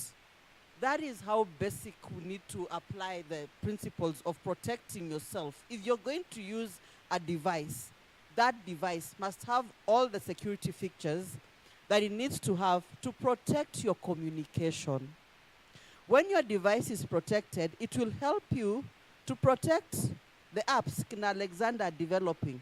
I know you guys are developing a lot of apps. There's so many apps that are coming out of Kenya. Kenya is really at the forefront of innovation and app development. How secure are those apps? How many people read the terms and conditions of the applications? How many of us are on M-Pesa or mobile money, any mobile money? What are their terms and conditions? In terms of security, in terms of your data, in terms of liability of whose loss it is. How many have read those terms and conditions? Wow. In this room, only one person out of all of us. We need to acquire a reading culture. It will protect us. Why? Because when you read those terms and conditions, by the time you're calling the customer service to complain about something, what you're asking for is already in those terms and conditions, and what they can do is in those terms and conditions. So what the customer service guys end up doing for you is good PR, because they will not be rude and tell you, my friend, your gates were open. So how did you expect your M-Pesa not to go? How do you receive a phone call from a number, you're not verifying who the number is, you're not checking, you just, oh yes, I'm sending it back. You just send back all your money. You send your money to, you become Red Cross for the Christmas. You send your money to some guy because he's called you. And he's told you he's sent you money. You have not verified. You have not checked. The terms and conditions even stipulate where certain communication can come from. We do not have a reading culture. We need to develop a reading culture so that we take the first step in protecting ourselves. When apps are being developed, they even tell you what they're going to do. Alexander, I'm sure you tell us what you'll do with third parties and our data. But see, we sign up. Do we complain? No, we don't complain. Until shit hits the fan. Then we're saying, no, I was not aware. No. But we have the responsibility of making sure we are aware of how that information is going to be used. So protection is our responsibility, our individual responsibility first, And then the responsibility of the service providers, because there are decisions that you have to make that interface with the interaction with the service providers. When it comes to detecting and understanding the cyber security events and identifying the cyber incidents, that is pretty much will fall on the technical skills that support now your devices and the applications. And so we don't expect end users to play in that space, because there is where the tech companies come in and play a role. And at TESPOC, one of the things we do when we're doing cybersecurity is we have an early warning system. We are able to let those who are connected to the exchange point know, and the network operators know that there are threats coming in from this direction and from this direction, and we work with them early to mitigate. So we begin the mitigation before it happens. And that is why last year when we had the Huduma services down, it was the Huduma platform that was brought down. But all the NTSA's immigrations, the individual websites were working. You could still get services. The problem is now our end users were used to the central platform. People didn't know the website for NTSA. People didn't know the separate website for immigrations. People didn't know the separate website for the AG's office to be able to continue benefiting from the service. And so everyone said, we are hacked, we are down. We were not hacked. There was an attempt, and the Huduma system was then pulled down to be reinforced.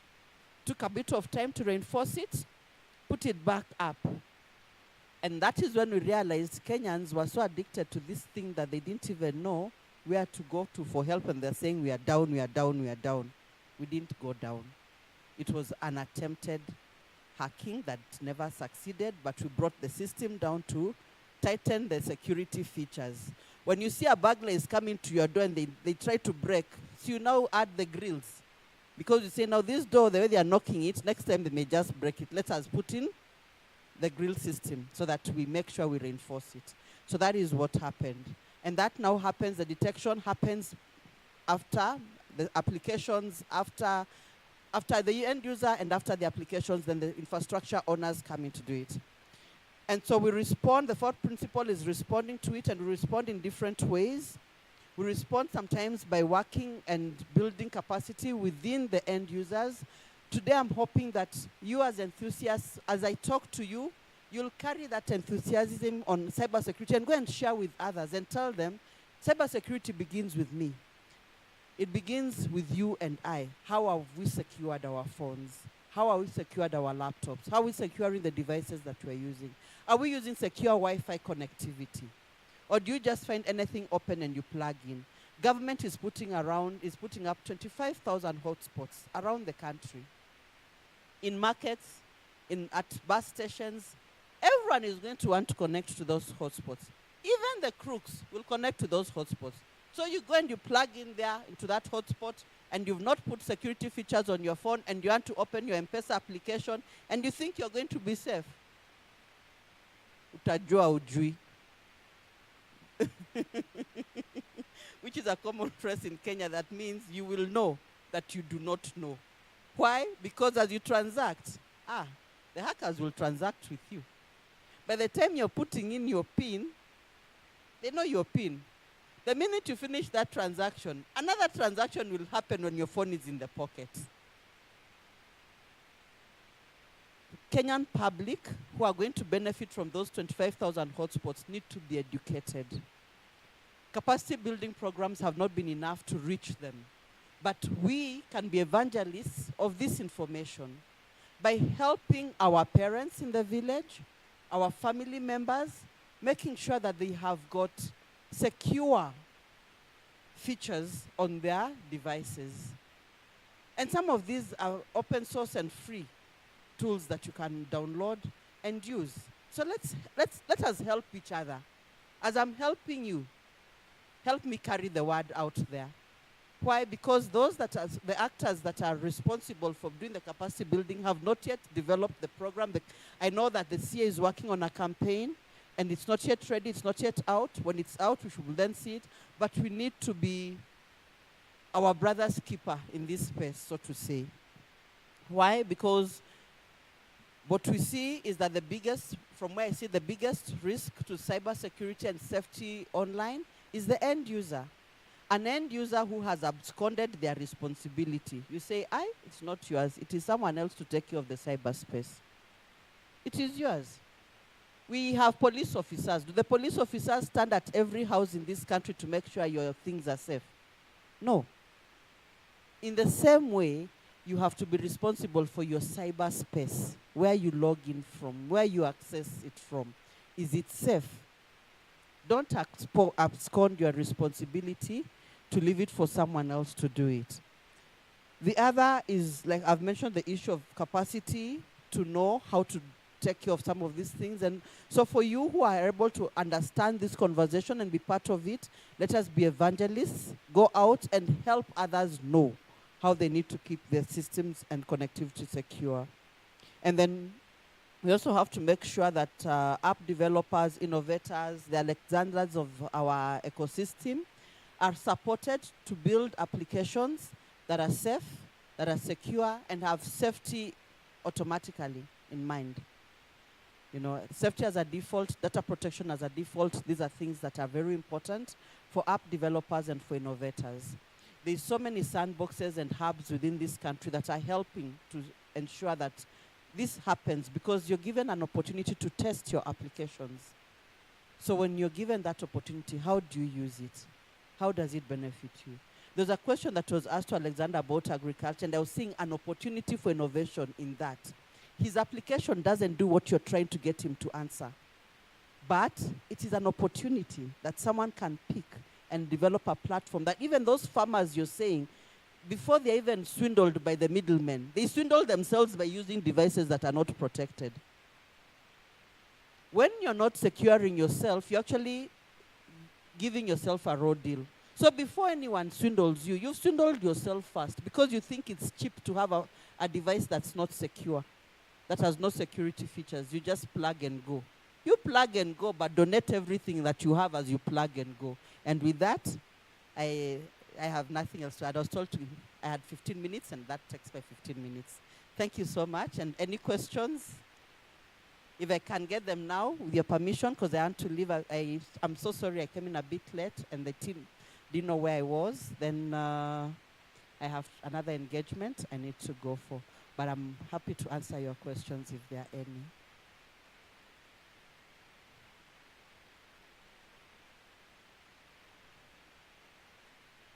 Yes?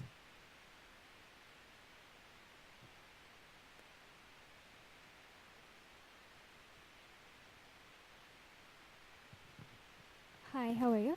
My name is Marianne Jugana. I have a question in regards to policy, because you've mentioned that there are those who aren't literate digitally. Are you working with international organizations? Because you also mentioned you protect the internet protocol here in Kenya, right? I said we run the Kenya Internet Exchange Point. We aggregate the internet traffic for Kenya. As you protect the internet traffic in Kenya, are there policies in place that also, like, you educate those who don't have the digital literacy to just protect themselves? Do you have such a policy or such a program? I'm not government. Government is one that develops policy. As private sector, every organization does advertising on their products as a way of creating awareness on the products that they're giving the end users. When it comes to Huduma services and the government applications, government has a task to make sure that they educate the public, whether that is a policy or not, because not everything is written in policy. Yes. And not everything can be captured in policy. But as a best practice, when you have a new application or a new platform, you must educate the users. Part of getting the Huduma services across the whole country involves making the users aware of what services they can get on the Huduma platforms. We know that, from where I sit, I know that the chief centers are going to all be connected, and so even application for an ID will be online. For that to happen, then the chiefs will have to, or somebody will have to make sure that the public know how to go online to do it. All right, that answers a bit of, yeah. Okay. But in terms of policy acts that laws that exist, there is already the Computer Misuse and Cybercrime Act. There is the Data Protection Act. There is amendments in the Kenya Communication Act that look at issues of how security and data protection and all these get addressed. And there is an advisory committee, because you guys are in the private sector that worked in tandem with the government. Sorry? Do you have an advisory committee that works in tandem with the government? No. All right. There is no advisory committee. There is no such thing. We have a partnership with the government, as Tess spoke. Not everything is a committee either. Think out of the box. But there is partnership with government. We work closely with government to get things done.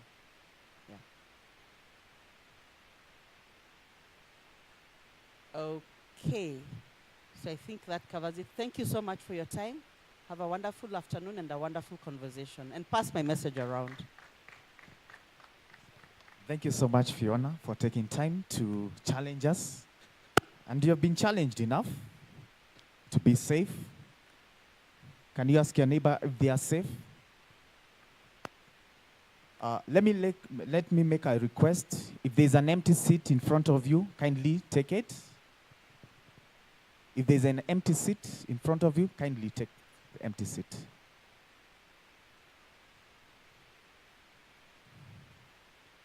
If there's an empty seat in front of you,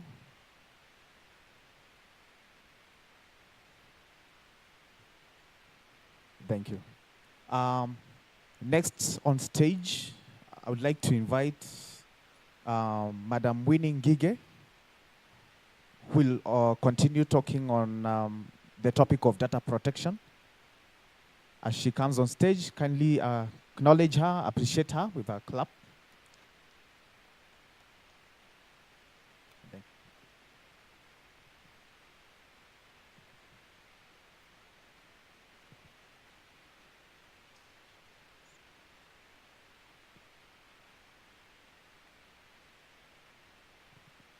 Good afternoon, everyone. My name is Winnie Ngige. I'm a data protection officer at Barizi Data Privacy Services. I'm also a lawyer and a certified information privacy manager. And today I want to take you through data protection compliance in the age of new technologies. I know we've had a lot of discussions today on data, but how valuable is your data? There's a phrase that data is the new oil. So when you hear about oil, what comes to your mind? Money. It is valuable. But do you know where your data is? Do you know which organization has your data? Do you know what they're using your data for? Not necessarily. And now we have new technologies in place. I'm sure most of us here have smart devices. We have watches. We have CCTV cameras in our homes. But do we know if the companies that have come up with these technologies are actually protecting your data in any way? Do you know?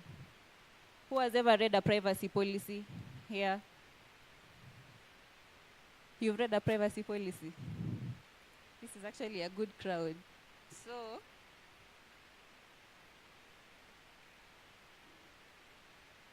So these are the statistics with regards to new and emerging technologies within the African space. So we can see that by 2024, by the end of this year, AI is estimated to grow by 6.9 billion US dollars. On a year-and-year growth, it's going to grow at about 17.68%. And for anyone who has any IoT device in your home or on your person, you can see that you're contributing to the revenue for IoT, which is at about 138 billion USD dollars as at now. But in as much as we are talking about how emerging technologies are helping shape some of the future things that we are going to do, we must be aware that there are certain data protection and privacy risks that are prevalent in the use of these technologies. And so we can look at some of these. The first one is data tracking and profiling. So if you use any social media platform, say TikTok, you use Facebook, you use Instagram, whenever you're using these platforms, if you search something, say, on Google, it is very possible that you're going to get an ad showing you that particular product. But is there anywhere that you consented for the use of that data? No? So if you've not consented for the use of that data, it is important that the organization first gives you a privacy notice for you to know that they're actually going to be using your data for targeted marketing activities. If they don't give you a privacy notice and they don't allow you to consent to the use of that data, you have a right to actually sue that organization or make a complaint to the Office of the Data Protection Commissioner. The other risk is a risk of discrimination, and a good example is Cambridge Analytica. Who knows about what happened to Cambridge Analytica? You do know what happened to Cambridge Analytica. So they were using people's information on Facebook to target them and to misdirect them, to misinform them on who to vote for in the US elections. So in Cambridge Analytica, they should have obtained consent from the individuals before using that data. But then there is also the case of using AI or algorithms to determine who can be employed and who cannot be employed. If you've ever applied for a job in Kenya or anywhere using an ATS software or on a website, you should know that your data has actually gone through an algorithm. And this algorithm can actually be used to discriminate you or to profile you. An example is Amazon had come up with a system that they would use to decide who is going to be hired for certain tech positions in the US. So in their data set, the data that the algorithm had been fed with was only capturing male candidates. So if you are female, you would most likely not get shortlisted for a job simply because you are a woman. So Amazon had to put this project on hold. I don't know where they are at this moment with regards to the project. We also have exposure to surveillance, and this can be surveillance from both corporate and governments. So by this I mean any information that you key in on a website or on a social media platform, it is information that can be used to target you in the future for any activity that an organization would want to use it for. An example is if you're using your voice, say you're on TikTok, you're recording, you're telling us a story about yourself, this information can be scrapped and your voice can actually be used as a source of disinformation, or it can actually be used against you. I don't know if we are all aware of those risks. So there's a book called The Age of Surveillance Capitalism by Shoshana Zuboff. So it speaks to how there's a behavioral futures market on where large platforms or technology companies are actually going to be using your data and selling your data to the highest bidder. And these bidders can be able to tell what are your preferences, what do you like, which places do you visit frequently, who do you interact with on a regular basis. Then the other thing we have is secondary use of personal or sensitive personal data. If you've gone to hospital, I'm sure you've left so much of your information out there. And there's information that you'd not want everyone to know about you.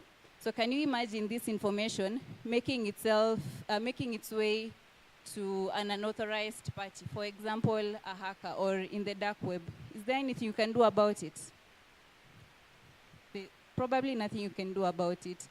So it is important that even as you're sharing your information to any organization, ensure that they actually have a privacy notice, they have proper technical and organizational measures in place. We've spoken about cybersecurity, we've spoken about risk assessments, privacy impact assessments. These are things that every organization must have in place. You must have proper policies and procedures to protect personal data. So with light to what is happening within the Kenyan space and globally with regards to data protection and privacy, we have the WorldCoin case, which was a determination by the Office of the Data Protection Commissioner. And who in this room went and had their iris scanned? I mean, it was 7,000 shillings. With this economy, who? We're not judging. Yes, so WorldCoin was actually going contrary to the provisions of the Data Protection Act of 2019, and so they had to be stopped from continuing to process that personal data until they put in place proper measures to protect that personal data. For instance, they were transferring that data from Kenya to the US, to the UK, without putting in place appropriate safeguards. And some of these safeguards include that country where you're transferring that data to, they must have an appropriate data security safeguard. For example, they must have either a data protection act that is similar to the one that you have, and they must also offer you as an individual or as a data subject the opportunity to object to that transfer of that data. If you want to read more about this case, you can take the citation. That is ODPC complaint number 139 of 2023.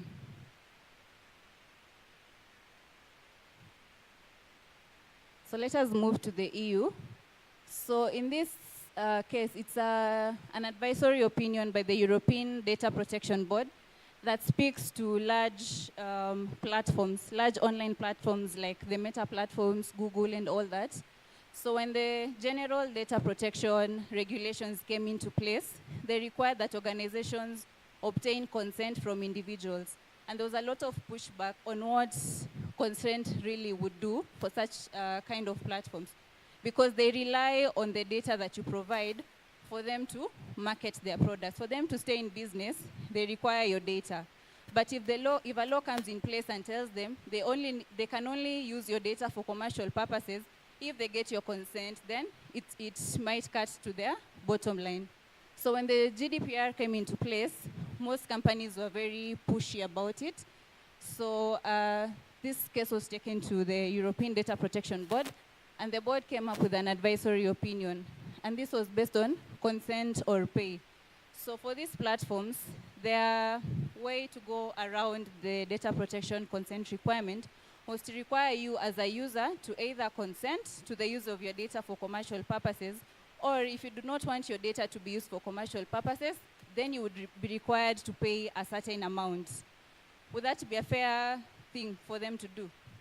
If they tell you, you either consent for me to use your data to market my products, or pay a certain amount, then I will not market to you. Is it a fair trade-off? No. So that is what the European Data Protection Board said, that this is not a fair trade-off, and there's no guarantee that that organization will actually not target you using your information, even though you have paid for them not to target you.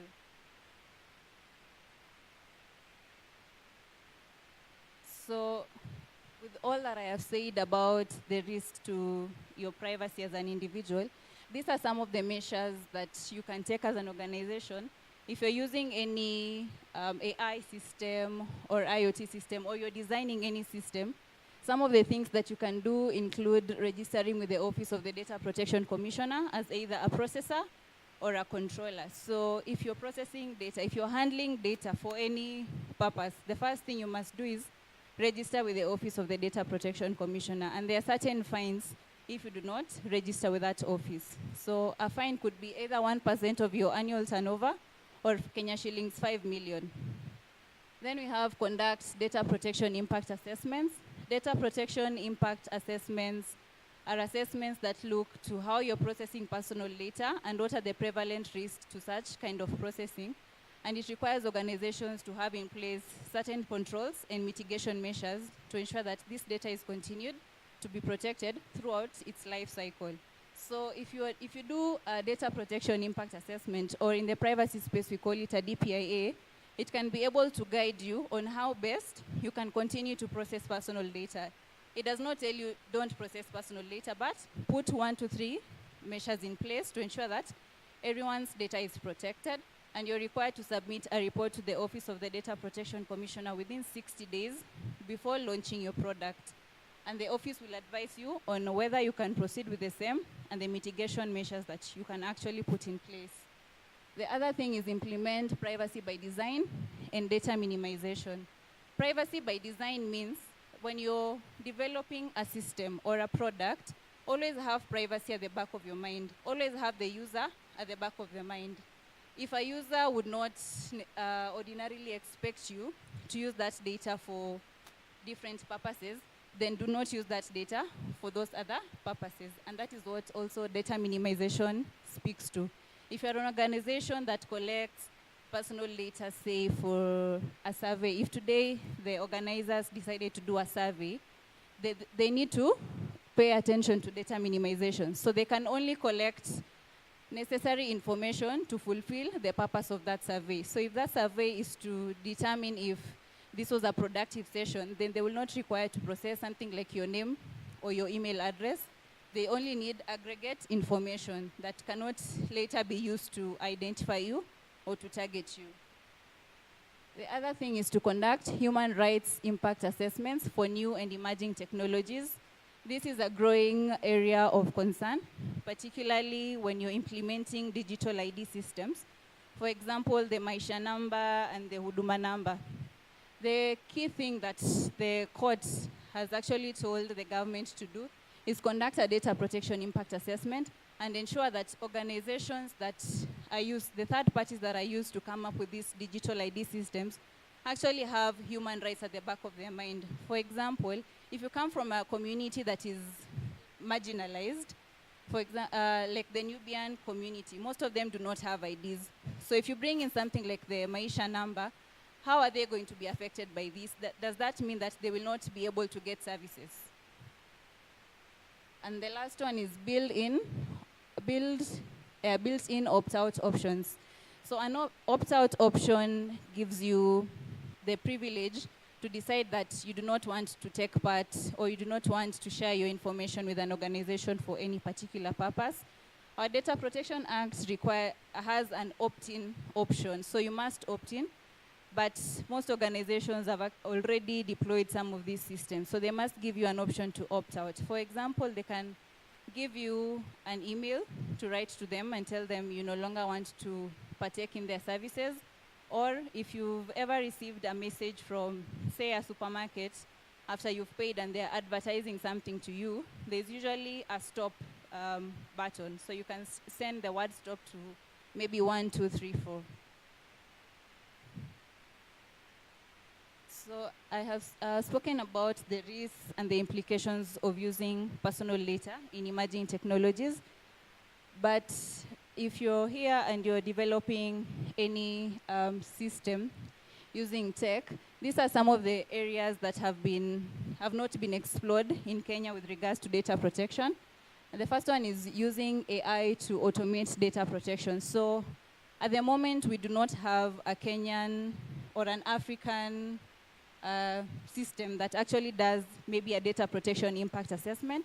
So this is one of the areas where developers can start working towards, because the market is now ripe for such kind of systems. Then we have technology auditing.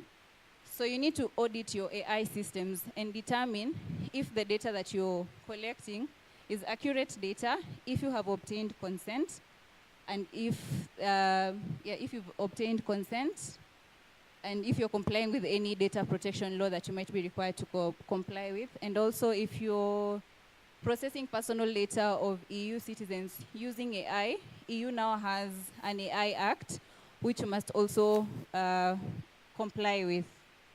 Then there is development of decentralized user identity and access management systems through the use of blockchain technology. So data storage, data access is one of the areas where we're still finding challenges within this space. So if you're able to come up with a system that can assist organizations in doing this, then I think there's some money that you can make out of it. So that brings me to the end of my presentation. Anyone with a question?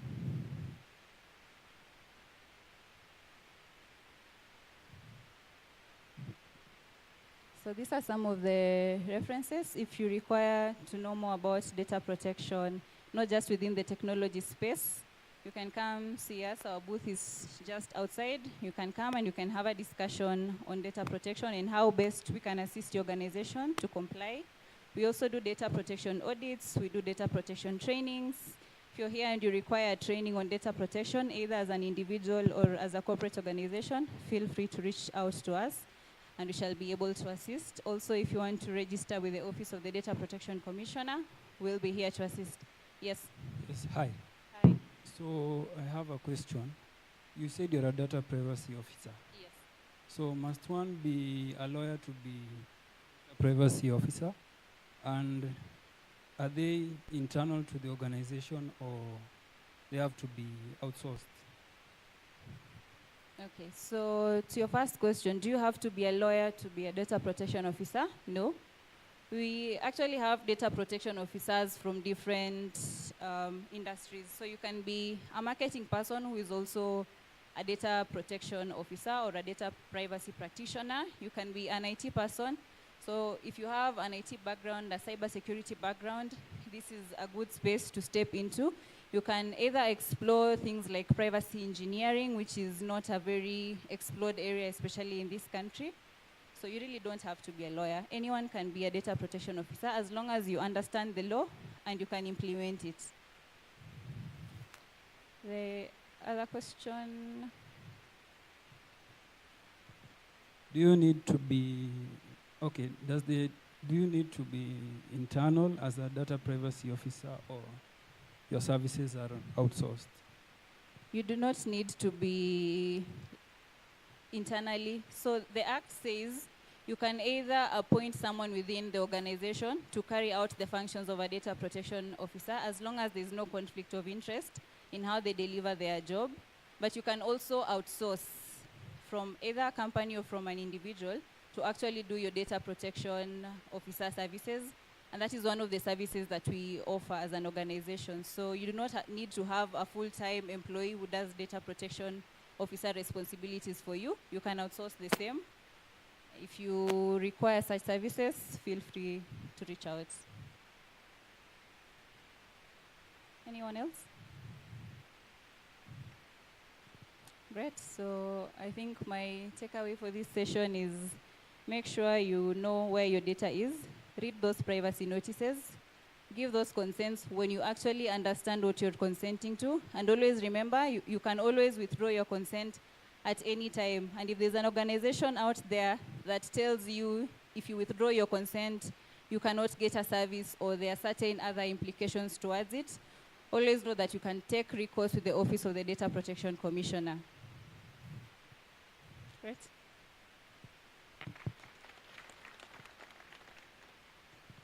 Wow, what a presentation. A very wonderful insights. And I know that most of us lie a lot. We think that we have read the terms and conditions. We always do that.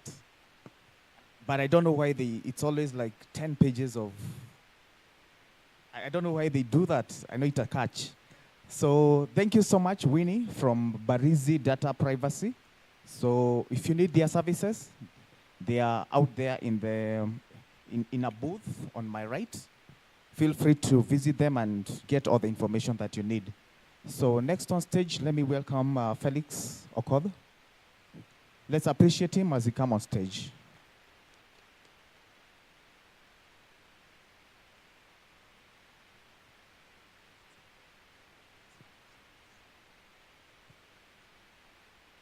Good afternoon, everyone. My name is Felix Okoth, the founder of Bright Up Enterprise and CEO of Mitipesa. Allow me first, I was to talk about data protection, but I would like to introduce you to a new thing. How many people have heard of carbon credit? Or even carbon footprint? How many people have heard of climate change? Yeah, we all know about climate change, yeah? But do we know the mitigational measures? Who can tell me any mitigational measures that he or she has had or has come across? Anyone?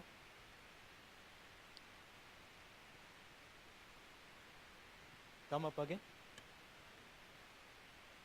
Thank you. That's one of the mitigational measures. How many people have ever planted a tree in their life?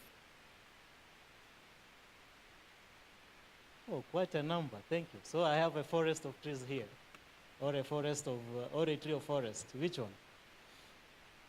Now, Mitipesa, we want to bring a new perspective when it comes to climate change and mitigation, whereby any person who has planted a tree should be earning what we call carbon credits.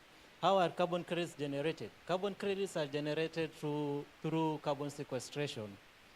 I hope everyone went to primary school where we were taught about photosynthesis. Yeah, the sun, the water, the air, the CO2. the tree releases oxygen, blah, blah, blah, right? But what we were never told is we should be paid. For every oxygen that the tree releases, it takes in the carbon monoxide from the atmosphere. And by doing that, what are we doing? We are reducing the greenhouse gases in our atmosphere. And that's why Africa or the Amazon countries are up in arms, because they feel they have been shortchanged for a long time when it comes to climate benefits or climate fund benefits. This is because they lack what we call the strategies in order to benefit from those carbon sequestered.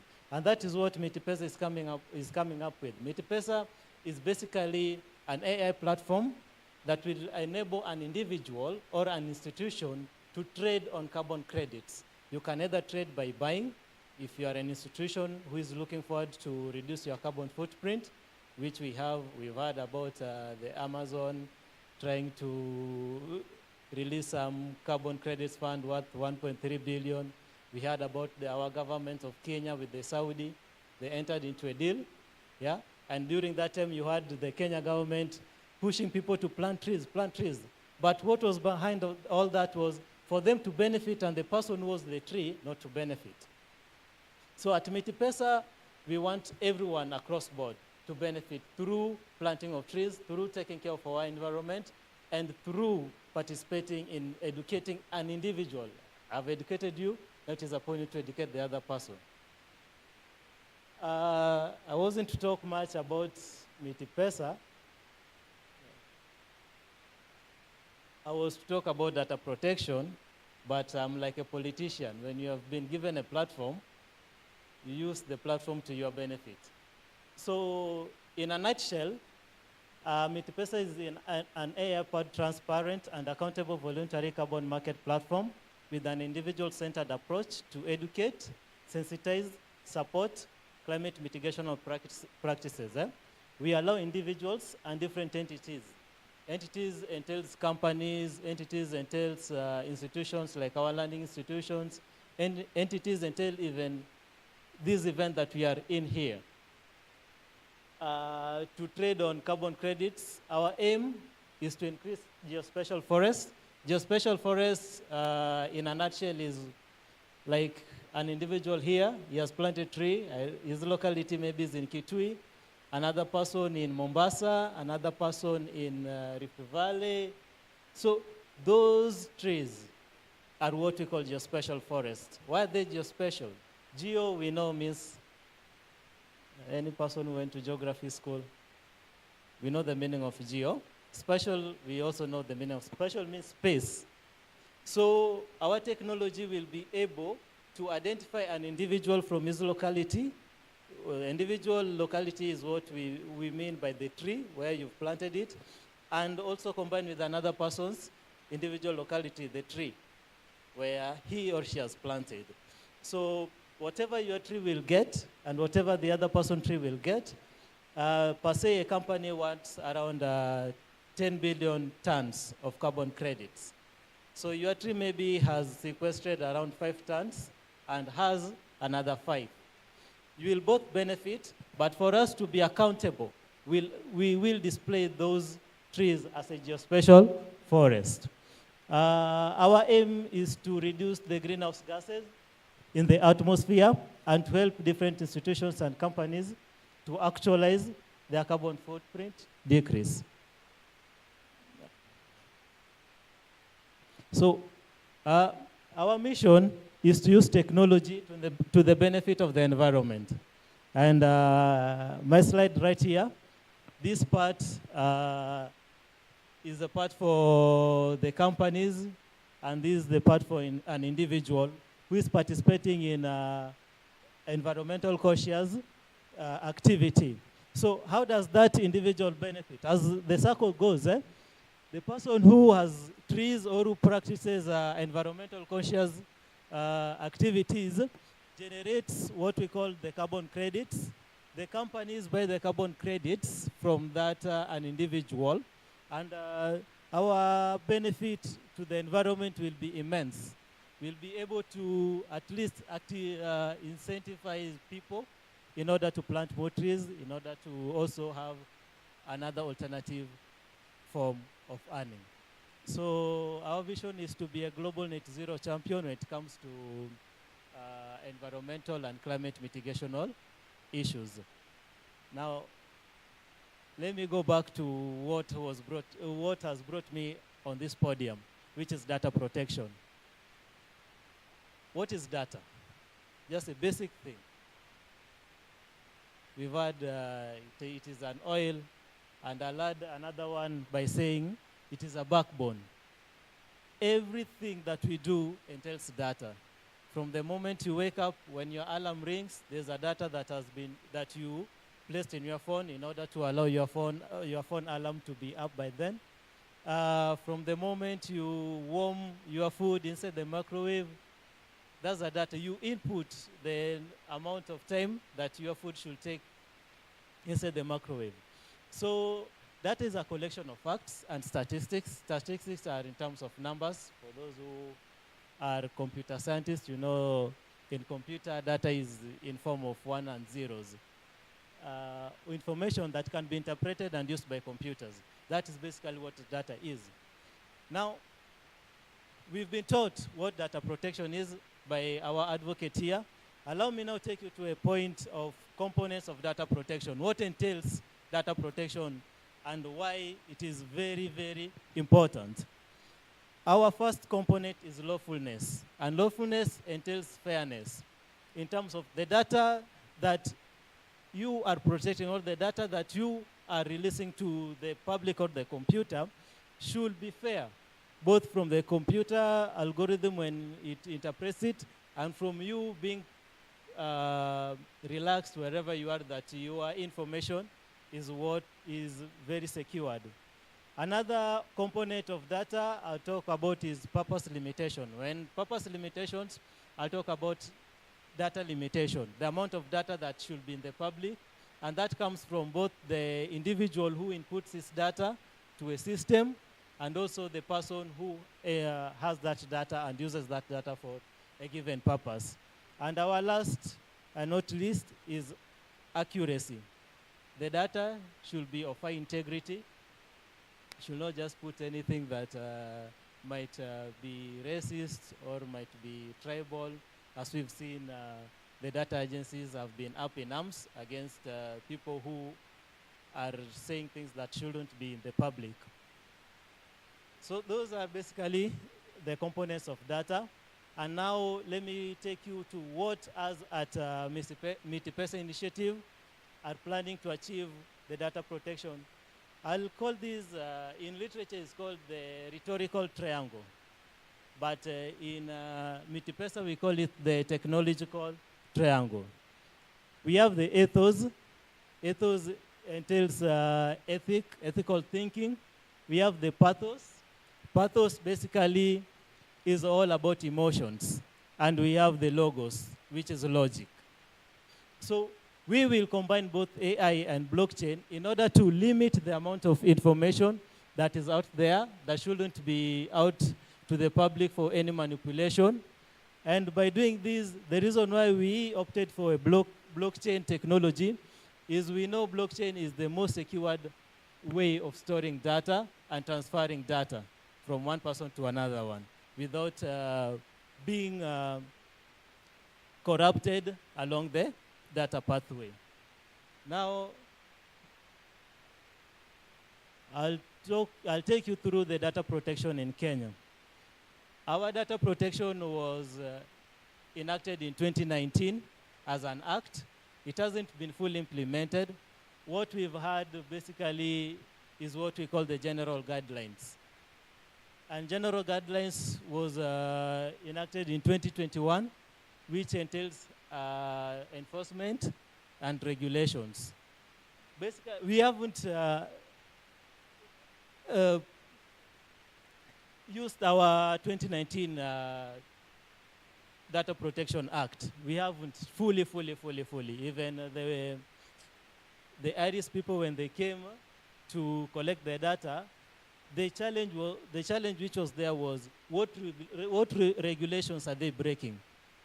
It was none. The only regulation which they were breaking was They didn't have their server here in Kenya. It is mandatory. Any person who collects data, whether you are a Kenyan or an alien, which is not a Kenyan, you should have your data center where you are collecting that data from. If it is in Kenya, your data center should be in Kenya. If it is in any other part of the country, it should be there. So that was the challenge that we had, and that is why they opted out of Kenya. Data processors and data controller. Who is a data processor and who is a data controller? A data controller is one who calls the shots on how the data should be used, how it should be collected, and how it should be displayed out there. A data processor basically can be any IT guy who just gets the data, process it in order to give an outcome. That is a data processor and data controller. So what does the law say about the data controller and the data processor? The person who holds the biggest blame or the biggest responsibility is the data controller. According to our acts, he is the one who, if any information out there is misused by any person, he or she will be held fully accountable. So a data controller is one person who, let's say like a company, collects your information, your payroll number, your birth date, your next of kin, your marriage status. That is a data controller because they have outlined the information that should be there. Now, if your information gets accidentally or intentionally outside there, the data controller should be held liable, accountable, and pay whatever damages that have been caused. The data processor can be exempted because his mandate is only to process the data. So when it comes to legalities and liabilities, he's exempted. Now let's talk about startups and business on data protection. We know startups don't have money to hire lawyers, to hire data protector officer, to hire the person who will be doing for you impact assessment. But the law stipulates that any person or any entity that uses data or collects data for any given purposes should register. So how can startups maneuver through this? There's only one way, and that way is by being proactive. You start practicing your data sensitivity and your data management at an early stage. Just like us, in 2013, when we started Mitipesa, we had to undergo a lot of educational when it comes to data protection because we are using quite a large number of data. And we had to also come up with a way in which we could get the easiest and the most efficient data protector who will be able to guide us. So it is mandatory for any startup to have like an umbrella where they come together to reduce on the cost of seeking the advice of data protector or a lawyer. For businesses and startups, there are those startups that it isn't a must. You have to register with the Data Protection Agency of Kenya. But there are those startups that has to. Startups that are in communication, startups that are in healthcare, startups that are in transport, startups that are in gaming. It is a must and it is mandatory for you to register with the Data Protection Agency of Kenya. You have to, because you will be collecting personal data and private data. Same applies to the businesses. Failure to do so, we've been told here, a fine goes up to 5 million. So imagine a startup, maybe you've received a funding seed of 10 million, already 5 million has already gone to pay penalties. You are left with 5 million. Your idea will just remain an idea without implementation. So you have to be conscious. You have to know, am I liable or am I required to register with the Data Protection of Kenya? You have to, as long as your startup or your business entails collection of data. any collection of data. Now, let's talk about AI and ethics. We've heard about ChatGPT. You can input a word and it completes for you a sentence. AI basically is designed to give an outcome, whether it is a wrong outcome or a right outcome, depending on what or how it is designed. Now, the challenge comes whereby maybe you have input what was never designed for it. It will give you a false outcome. Or it might give you a personal information on someone. Now, how, as a startup or a business, how are you going to navigate the ethics of AI? It is simple. When you are designing your AI, first make sure it is anonymous, whereby it is not specific on a certain data. The information that it inputs or outputs should be anonymous so that it will not target an individual or a certain entity or a certain group. That's the first way of ensuring your AI is ethically following the data protection rules. Another way is to limit the human interaction with your AI. I'll give you an example. In our platform, there are things that you can get through our AI platform, and there are things that you have to come to our offices in order to get those information. The reason we did that was people lie, and people say the truth. So the AI cannot differentiate because it is just an algorithm. It cannot differentiate the truth from the lie. Only it can differentiate is true or false. And there's a difference between when someone lies and when someone gives a false information. You can lie under duress, but you can never give false information under duress. In fact, when you are under pressure is when you say the truth. Men can agree.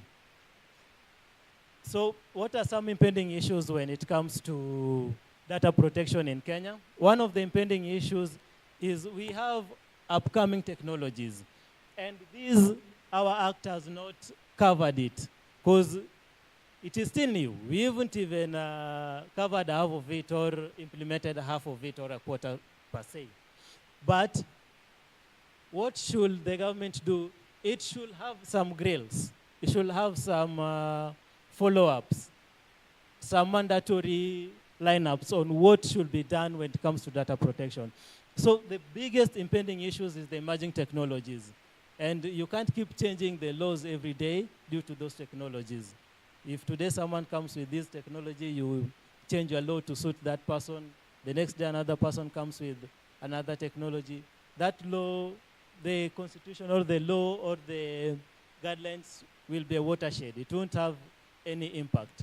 So the first and the paramount thing that we've always advocated and we've even written to the data protection officer is to allow individuals and technocrats, when it comes to technology, to come and give them insights on how to implement and write some guidelines when it comes to data protection in regards to emerging technologies. Challenges in implementing Data Protection Act in Kenya, there are quite many. One is the localization of the sites. Imagine we are trying to encourage foreign investors to come to Kenya. And we know most of techno startups or businesses are partially locally owned, but majority are not owned by us. They are foreign. So the government is tied between implementing the act that states that any entity or any businesses operating on data collection should have their sites here in Kenya. Also, their laws up back in their countries requires them to also have their offices and their equipments in their country. It is quite expensive any person will agree with me, when you are starting up a business, on buying the equipment, setting up a data center, it is quite really expensive. So the challenge mostly is how the government will navigate on implementing those acts when it comes to localization of data centers. Thank you.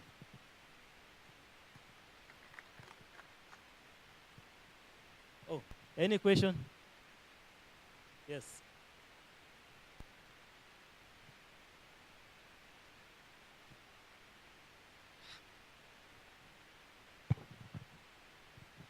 During your first presentation about the carbon credits, how much is a carbon credit, and how many carbon credits can a tree produce? Thank you.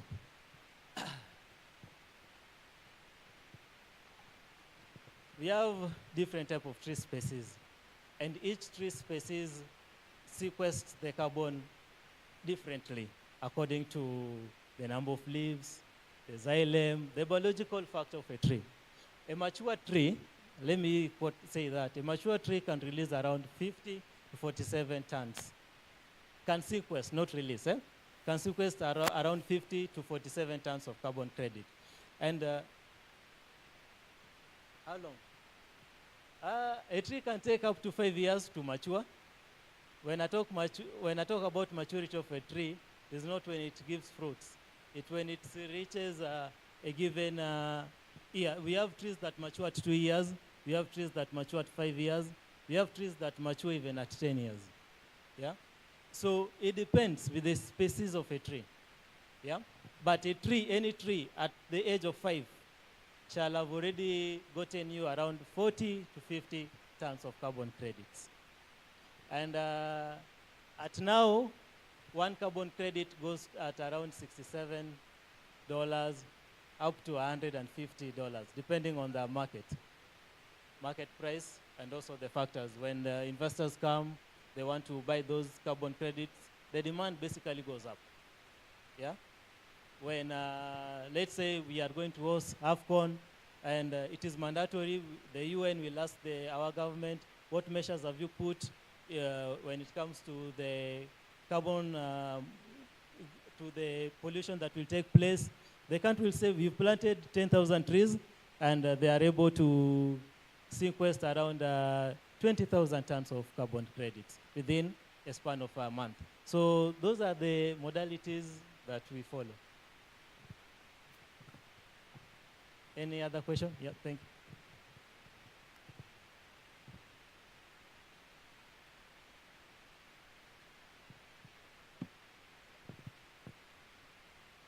My name is George. I have a question on how are you going to authenticate whether the tree that has been planted is my own, or is it like, for example, let's say in rural areas, there's a person who has planted a tree, and through I haven't heard how the registration is being made, and how your company is going to authenticate whether the tree is planted by me or someone else.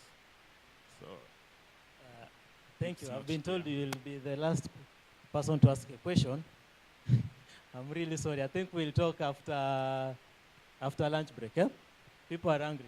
So today, basically, a week ago, I knew I was coming to talk about AI, IoT, blockchain. I would have dwelt deeply into how we are operating. But unfortunately, Steve told me I have to come and talk about data protection. So I had to first give you a glimpse of what we do and why data protection is at the core of our activities. So basically, we are going to, and that's why I brought this slide here. The slide that contains MITIPESA and data protection, the one on AI and blockchain. So blockchain, basically, it will entail your information, you as an individual, where you are, your land, if you have a parcel of land, is it registered? the certificate, the title deed number, and what type of tree you plant. Yeah? And our AI platform will entail use of different softwares that include remote sensing, GIS. Last year, we were privileged by the Space Organization of Kenya to be one of businesses that can access their space information. So those are the kind of things that we'll use, and that's why I call it a geospatial forest. You are there, he's here, he's over there, but we are able to see that these trees have sequestered or released this amount of carbon credits. So that's how don't want to delve much into it. Allow me leave it to that. You can interact with me personally. I'm Felix Okot. I have Stephen Owino. We are very young. We are not that old, but he's our Chief Operational Officer. And other terms of people who haven't been able to make it. So you can interact with me at a later time. We can get to discuss and talk more. Both an individual who wants to sell carbon credits or plant trees, and also an entity or an organization that wants to buy those carbon credits in order to reduce their carbon footprint. Thank you.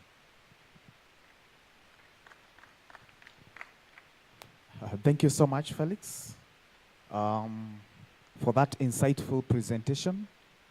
Sorry, we don't have a lot of time, so that's why we are rushing things. So next on stage, I would like to invite a community of developers, and they tell us what they are doing. I'm going to give you a 5 minutes presentation. Tell us what you are doing.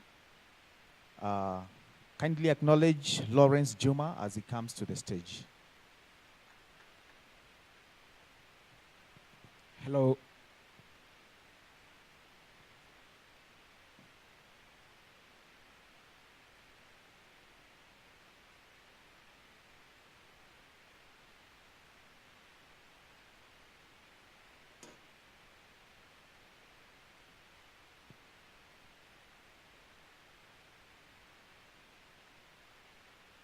Hello.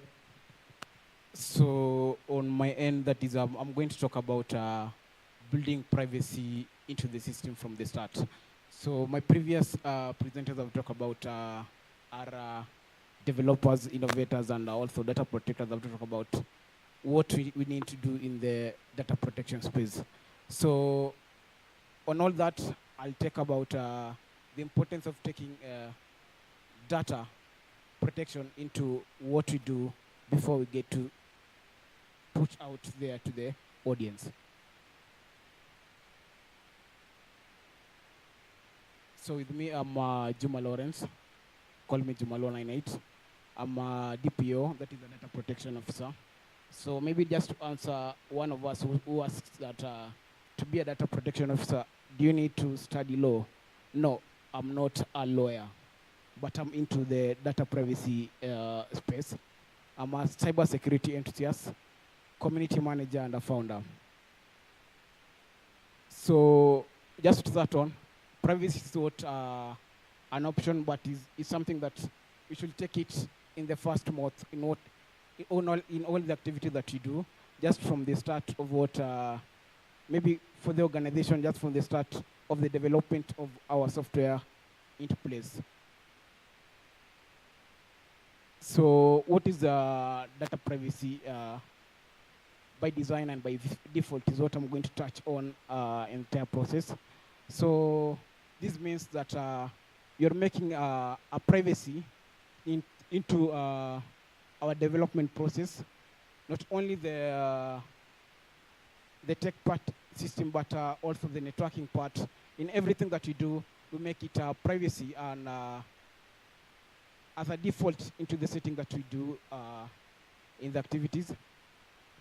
So why do privacy matter? Just to you. Most of us could tell that one of our time that we need a privacy space from different activities. Maybe just a question to you. Why do you need that space of the privacy? In this maybe just to the, it matters to different entities. That is to different, that is you as a user, and also to the business entity part of it. For the users, this is to control anatomy.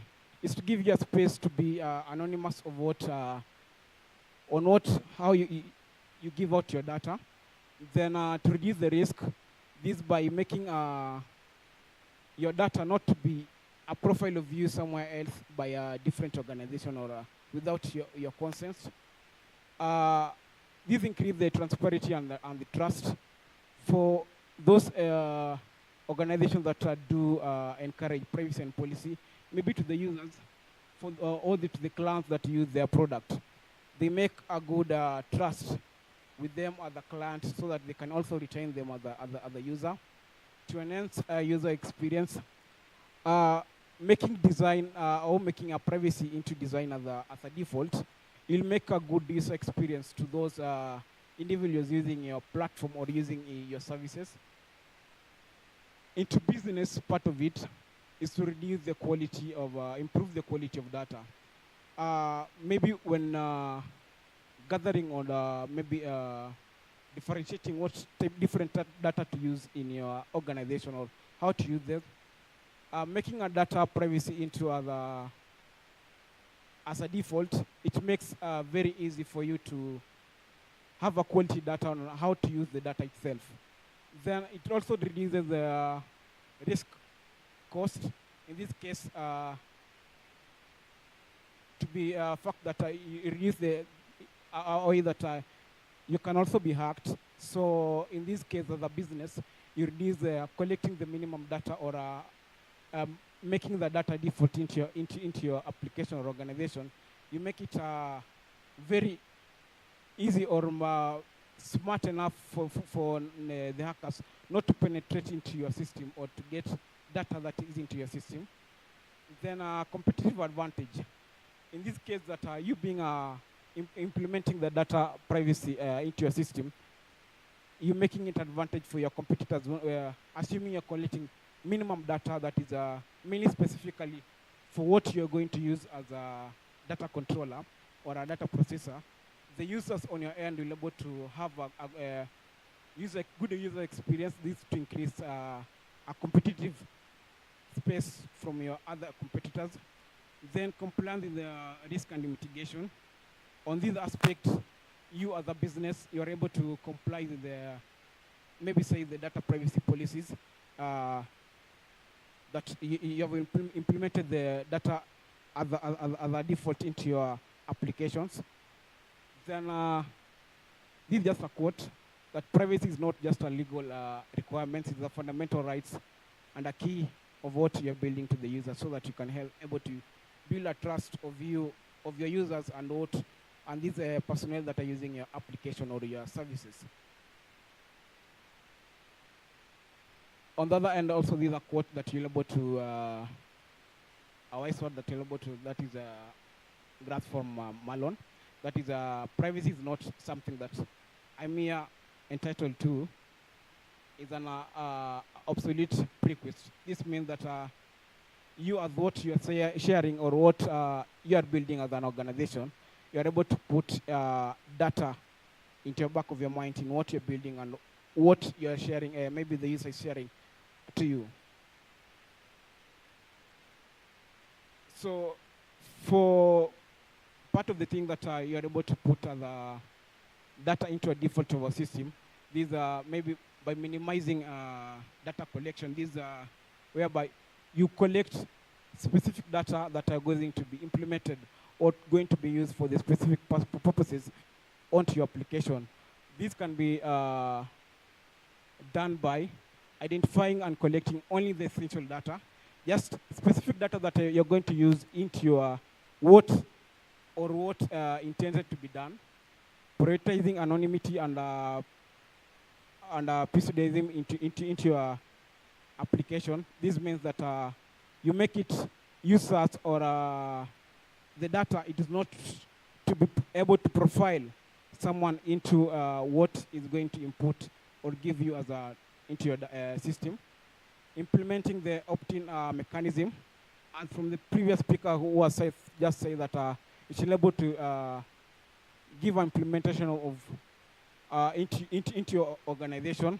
This means, but opt-in is there by default, but you can also implement the opt-out, able to give the user a right of what is able to choose or identify where his or her data is. Then offering a granular privacy control.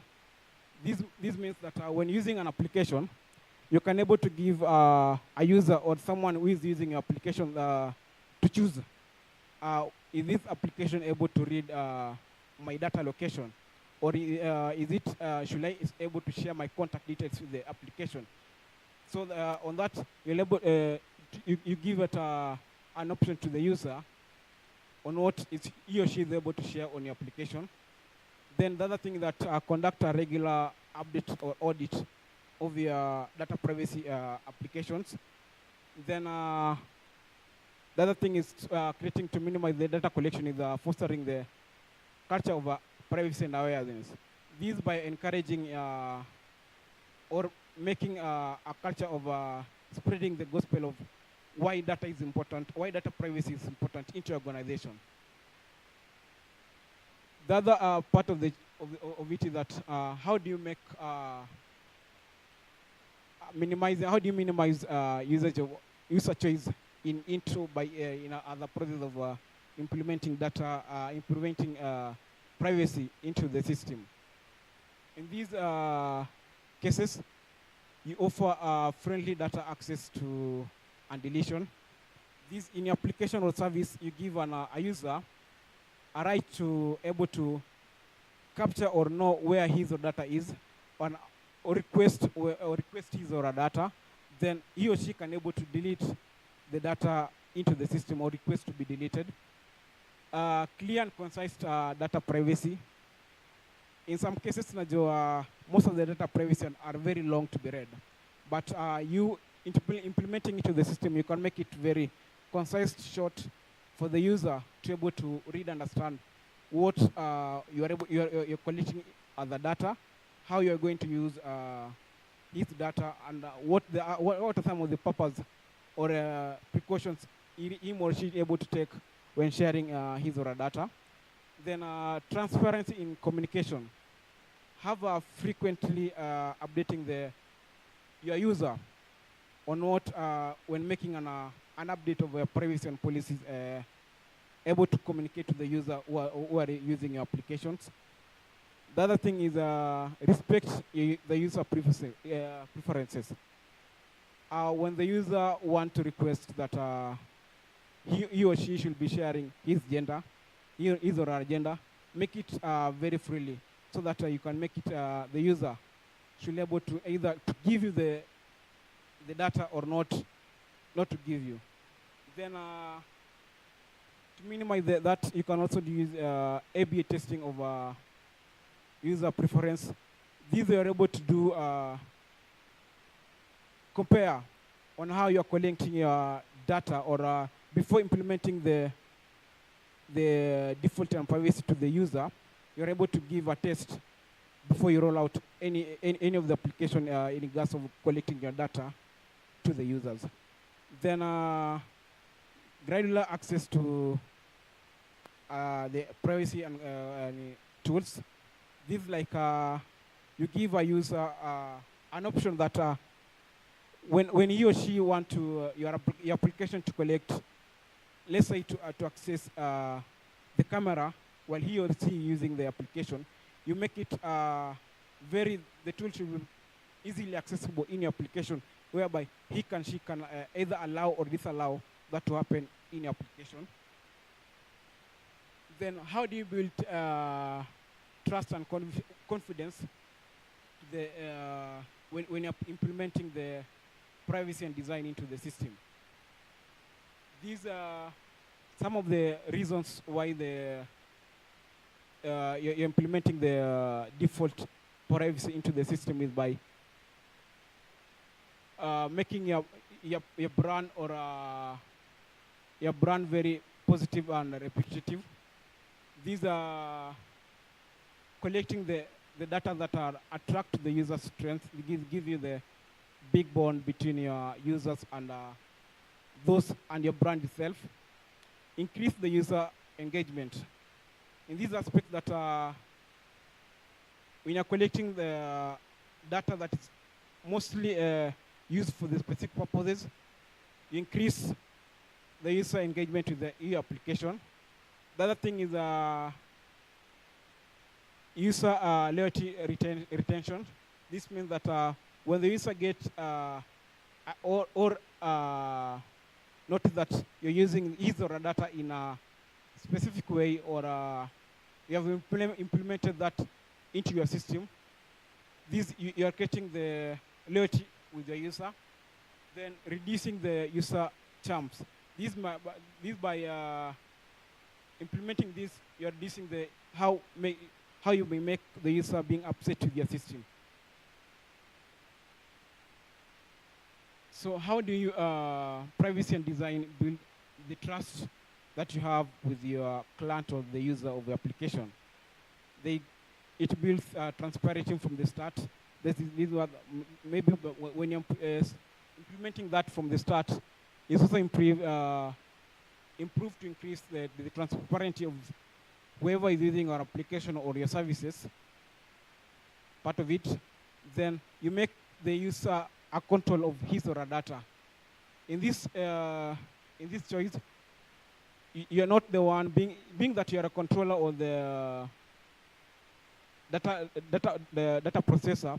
You go to the data subject to make it them be the control of what they're giving you, but not you being the control of what you should take to them. Then this one is also to reduce the risk of the data breaches, and also to align the user expectation.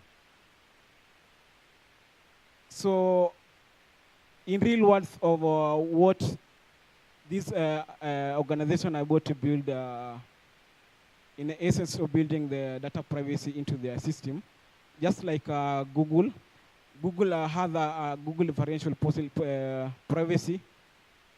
These allows the researchers and developers to interact with their system, but them not sharing their data with anyone. With Apple tracking application, these for those using the Apple devices, they're able to have a consent of when the application wants to collect their data. With the Apple application is able to include that, so that you as the user can able to give a consent to allow or not allow. The other application is a Signal, which is a messaging application. This gives encrypted messages to the users. Then on the other aspect of building data privacy by default, what is the feature of, or what do we integrate into the feature of this one? On that aspect, to adapting the change and adapting the adaptivity of the changing regulatory landscape. This is the aspect whereby you allow your application or your organization to adapt with the changing legislatures of what the data entails in an organization, or like the 2019 data privacy policies. They tend to change every now and then. So you implementing these or making these as a default, you're making your application to adapt to that changes. Then the other thing is enhancing a brand reputation and trust.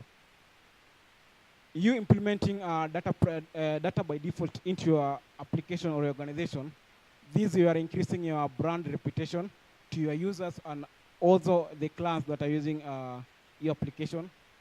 The other end, making it a future provision of technology into the privacy and design. This is by reducing the risk of your data breaches. Collecting minimal data of your users or clients may give it reducing risk of being attacked by hackers onto your organization. Because you're collecting a few data that is not able to profile someone or a specific user that is using your application, making a sustainable business growth, and also increasing the innovation and competition advantage of your organization. These are part of something that you're able to implement so that your business can grow to prove into the data privacy and design of your system. The other end, just to have a conclusion of what data and privacy into the inclusion and design part of it, users should have a control of their data, and not you as a data controller or a processor to have a control of what you want to collect to the users. Then building a trust is essential key. Implementing that the design by privacy by design by default, this gives you a key to have a trust of you as a brand, and those using your application have a good trust of what you do with their data. So just to close up on the same, privacy and innovation go in hand to hand. So when we do inclusive of data by design, or do a priority of data by design by default into your application or into your innovation system, these increase, you embrace your application or your innovation into the digital world by building the trust, transparency, and user empowerment of the usage into your design, of the usage into a system or your brand. So to close up, that is Juma Lawrence, part of the team at Nairobi DevOps, whereby just to give a sneak peek of what Nairobi DevOps is. Nairobi DevOps is a community that bridges the gap of developers and those into production. These are by bringing the DevOps culture into most of the developers in the space, because we intend to develop being the software developers, but we don't know the process of deploying different applications. So DevOps community comes to give you, to bring your community that we share knowledge, to bridge these gaps, or to share what you entail to being a developer and making deployment of your system. Maybe any question from the audience?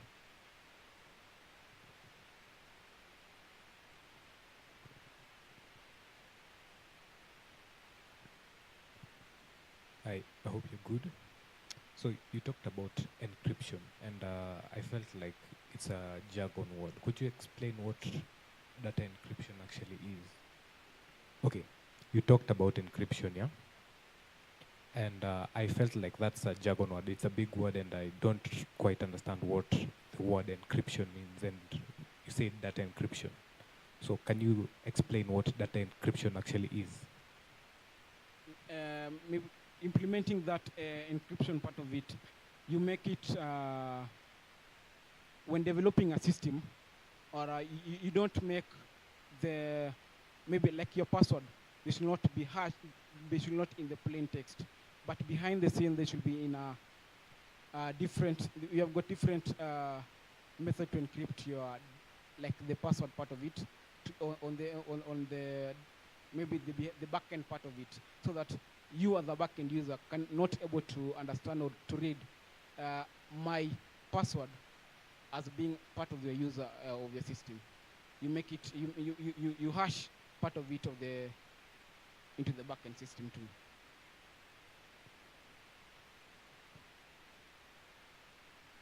Any other question?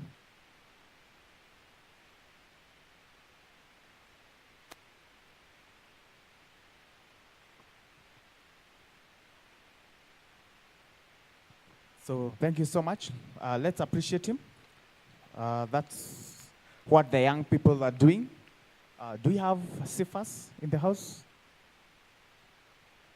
Sifas? Oh, okay, I can see you. I would like to welcome you to briefly do your presentation. Sifas is from Yale Bridges. They had a very great presentation during the cybersecurity forum, and we are glad to have you. We are glad to have Yale Bridges back. Let's appreciate him as he comes to the stage. Sir. Oh, okay. Sir, welcome.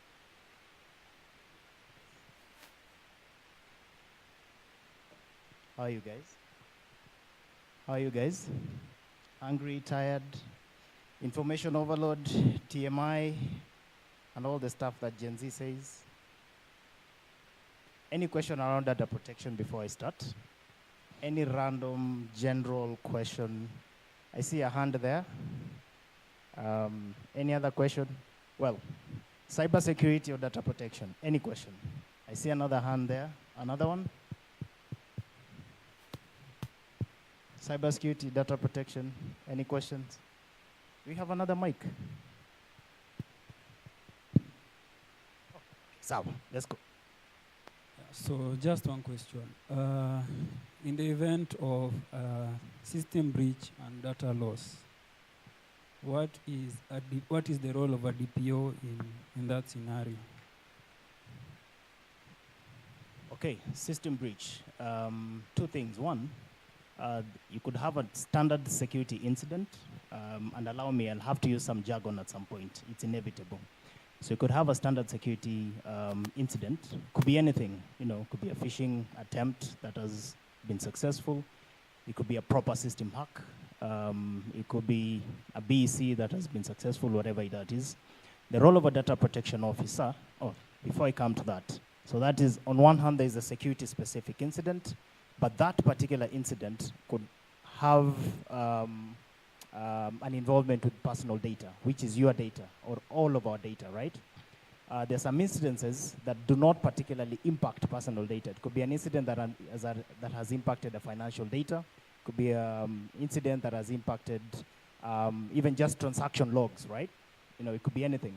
But then if you find those security incidences that involves your personal data, whether it's confidential data, categorized or classified as sensitive, from your name to your email to your phone numbers to your date of birth to your political opinions, all that stuff is personal data. So in that case, where personal data is involved, then you need to drop in the privacy office, or the privacy officers, because what they need to do two things. One, they need first to understand which data has been impacted and which category and what's the category of that data. And the reason for that is, number two, they need to be able to report to the ODPC, which is the Office of the Data Protection Commission. So that's why they need to be involved. So they need to know everything regarding that breach, from the cause of the breach to the scope of impact to the mitigation measures that were in place, personal data involved. They need to understand some of the remediations that are being done. They need to be involved in that entire process. Hope that helps. There's a second question?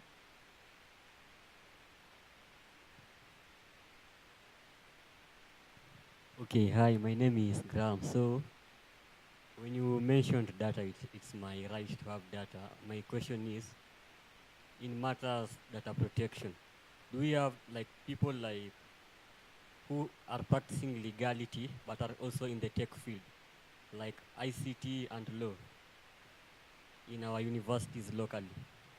In our universities, I don't know about universities, but I would suppose not. When I used to do my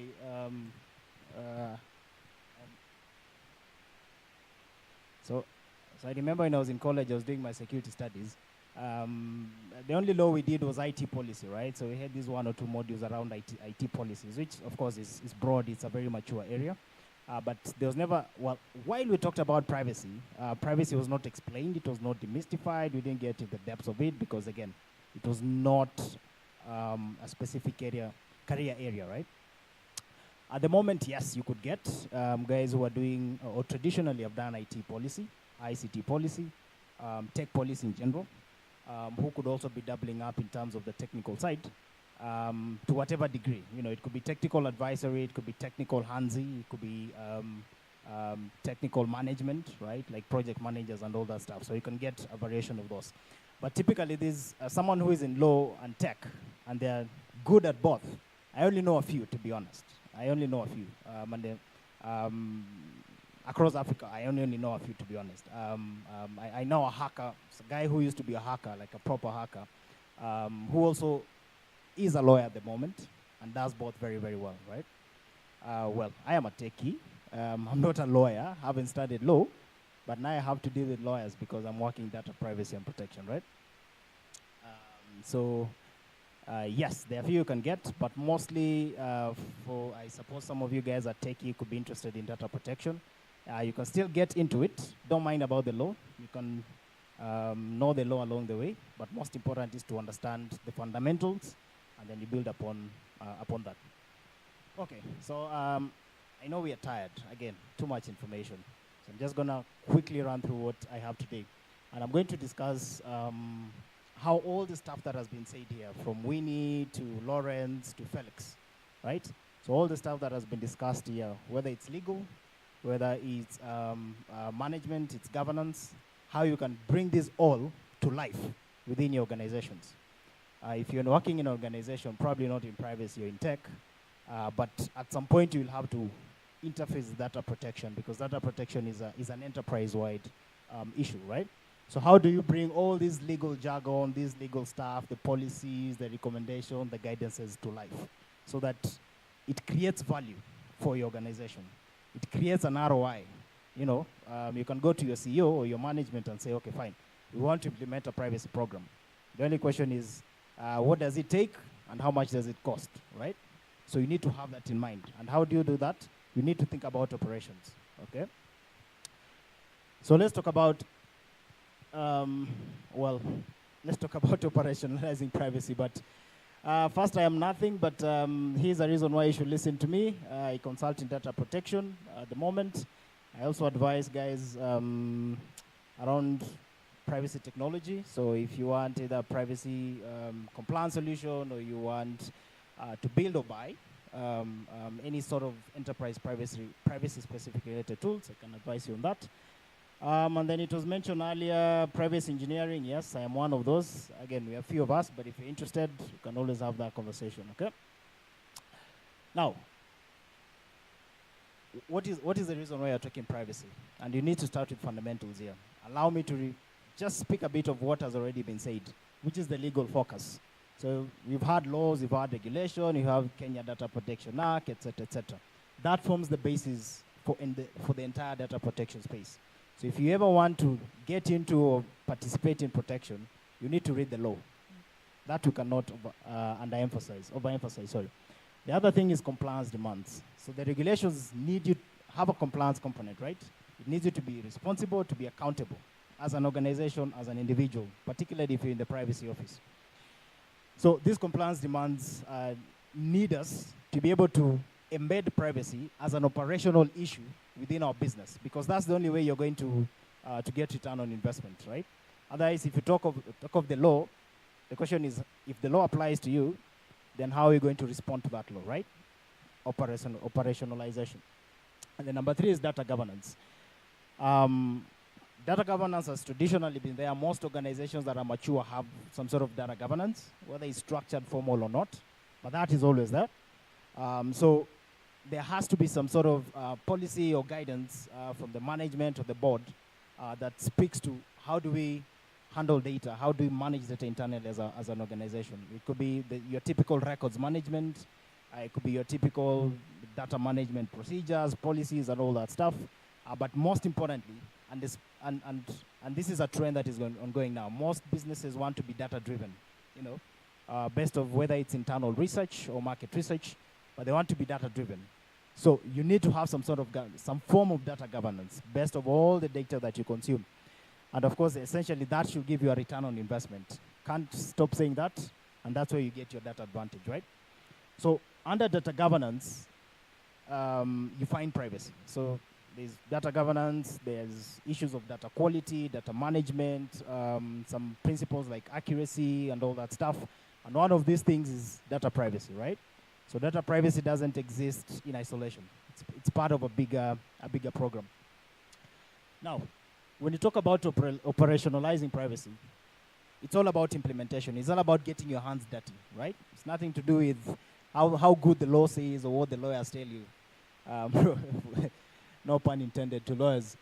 But it's about getting your hands dirty. It's about saying, hey, we need this tool, we need to build this process, we need this policy in place, we need to enforce 1, 2, 3 things so that to ensure that the requirements of the law are met within the organization so that you're able to report that to whatever stakeholders or, the commission you want to do.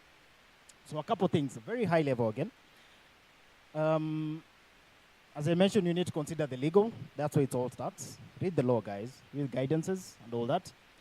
The beauty about the law is it provides a high-level framework for your data protection compliance work. It provides a framework. While the framework is not very, very explicit in terms of how, but it tells you the what and the why. So that's where it starts. Always know the what and the why.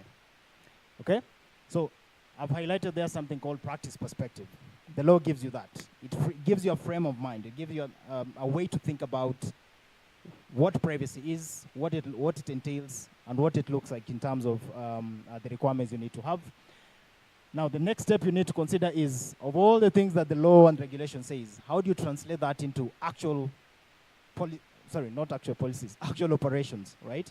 The day-to-day, when you walk into the office, you need to sign up. When you walk into your building, you probably need to do provide certain data. There's someone who collects that data. That data needs to be stored somewhere, and then that data needs to be managed by a certain person, needs to be accessed by a different department. How do you manage this data that is collected that flows within your organization from an operational day-to-day perspective?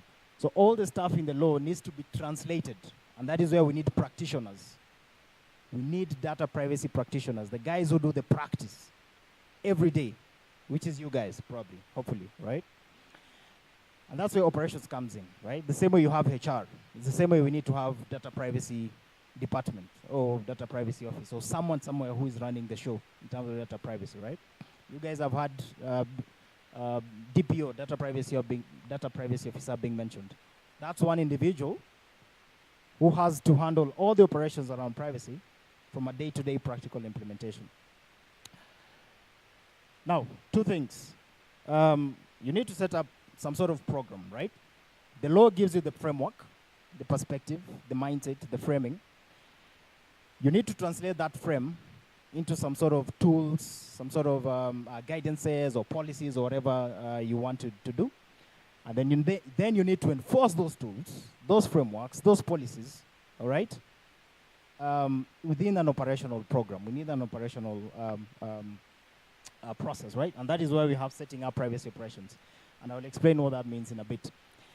I think integrating privacy is something that has been mentioned, including what Lawrence mentioned, that yes, you need to take all these privacy things, embed them, make them synonymous with your own business processes, and then also embed them in some of the tools and the systems that you use, whether it's CRM, whether it's some software you are using, either built or bought into it.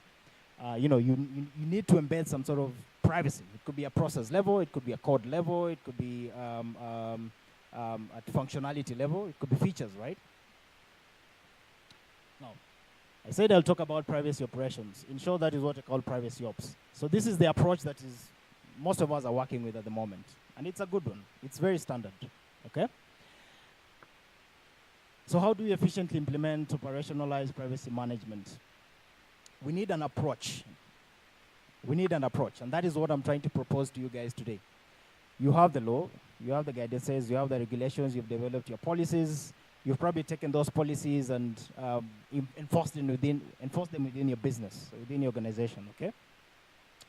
That kind of forms for you a working process for you to move from law to implementation. But then even when you're implementing, you need a framework, if I can call that. You need a framework. You just don't come and say, we are doing policy A, we are doing process B, we are putting this particular tool or this particular person. It has to be organized. It has to be systemic. It has to be strategic, right? So on the right, as you can see, there's that nice cycle with a lot of information. Not sure if you can see it. But what you see there in simple terms is some sort of frameworks for privacy operations. And it has multiple things. By standard, you normally have about 8 core things. I think Winnie mentioned this a bit earlier. Things like the DPA, the assessments, whether it's DPA or other forms of assessments. Monitoring, providing implementation for data subjects' rights, she mentioned. Governance, which just includes simple policies and procedures and decisions and all that. And a few other things, including cybersecurity, right? And here we'll talk about technical controls, operational controls, and all that stuff. So that gives you a framework. So you need a set of things that provides for you a guidance that you can check from thing 1, thing 2, thing 3, thing 4, all the way down, working if you want to use it as a checklist, all right? So that provides for you a framework for implementation so that you know that the first thing I'd want to do is do my audit, right? I want to audit myself, know where I am in terms of my data governance practices. And then consider how that audit helps you align with the law, right? Then the next thing I'd want to do is probably know what data I collect and where my data is or how my data flows within the organization. The next could be, hey, we want to now do policies and all that stuff. So that kind of thing. Now, that is where the practice comes in. That is where the rubber meets the road. And that is where we need practitioners, not people who talk about the law only or talk about all this stuff from a, let me say, theoretical perspective. We need guys to get handsy, right, to do this stuff. So while the practice is anchored in law, has demands on the law, you need to consider privacy from a global perspective. And as I've mentioned, one of it is security. You cannot separate privacy and security. So for you who are not techies or cybersecurity guys, again, you can still jump into privacy, but at some point you have to interact with security, you have to learn security, even if it is at the fundamental level. The same way, me as a cybersecurity person, I have had to learn a bit of law. I'm not a lawyer, but you have to learn it. You have to learn data governance, right? Fundamental level, whatever that is. So you can see there's a combination of privacy, security, IT operations, data management, etc., etc. Okay? So it's a very should I call it functional kind of practice, right? So all these things should come into focus when you're doing actual implementation. Otherwise, it will be a siloed process or a siloed individual, department, and all that. So that's how privacy operations is currently. It's a very, very simple framework, but of course, there's a lot to it that we can't cover now. And this is how I have chosen to translate it for you guys, very straightforwardly. The law says we need consent, or we need some form of way to capture, to monitor, to manage consent, right? So what do you need in terms of privacy operation? You need a consent management tool, all right? We need internal policies and procedures. So what do we need? We need a policy framework. We need a way to manage our policies, from drafting, to approvals, post-approval enforcement, and all that stuff, all right? And you can see, you can compare directly, left to right and all that stuff. So it's very, very straightforward. Very, very straightforward. So once you understand what the law and the regulations need and what best practice requires, then you can create whatever tools in whatever format you need. Okay.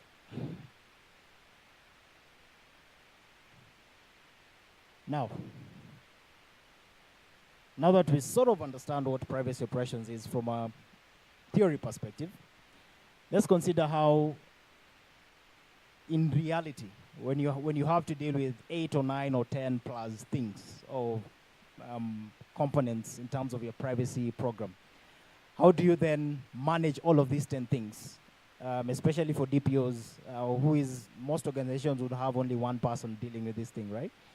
How do you manage all of these 8 things as one person or as a single small team? How do you do it? You need to find a very efficient, very easy, very scalable way of doing it, and I'll explain why. So Winnie earlier on talked about technologies, and I loved that because we're here in a tech conference. There's a lot of tech out here in these booths, but then the one tech that is missing is privacy compliance technology or privacy technology generally, right? There's none. Why? While all of our organizations, most organizations, especially mature ones, They're doing some sort of DX, digital transformation. Whether guys are migrating to cloud, whether guys are implementing new systems, whether guys are doing offsites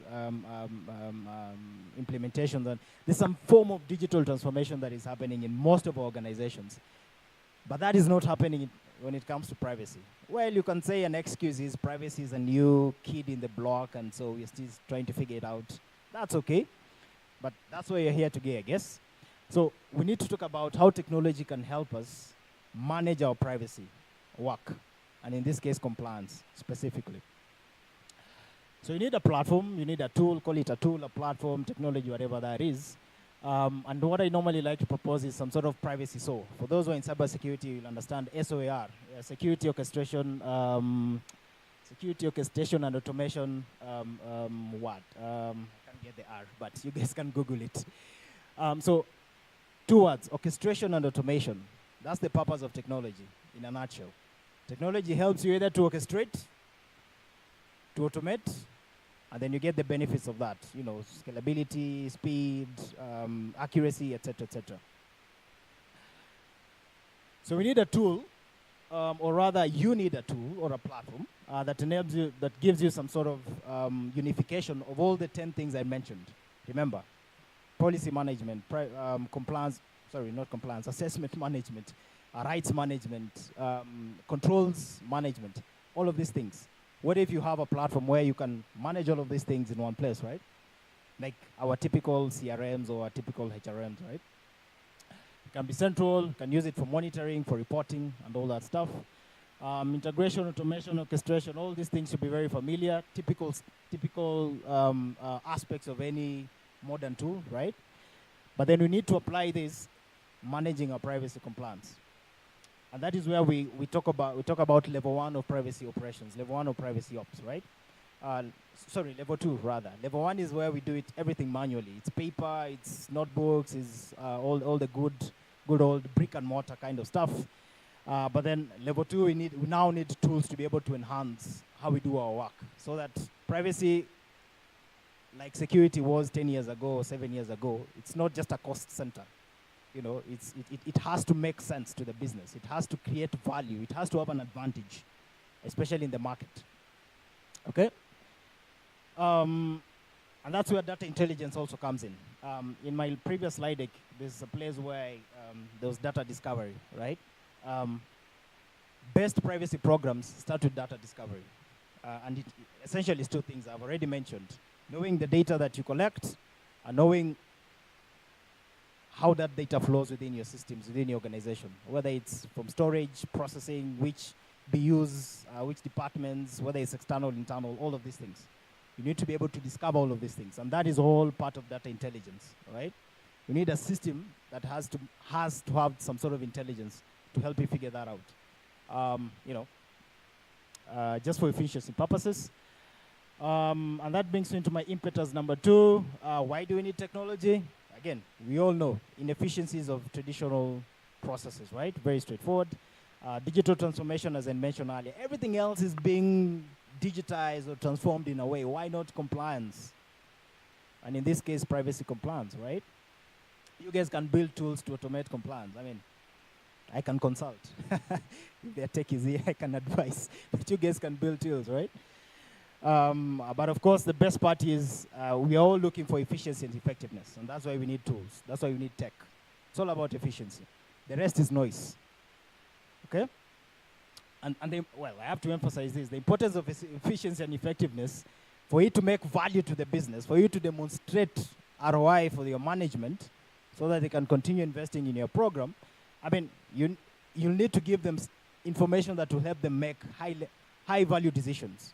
If you're able to do that for your management, for them to make high-value decisions, that then gives the business advantage, whether monetarily or market positioning or whatever, then your private practice makes sense.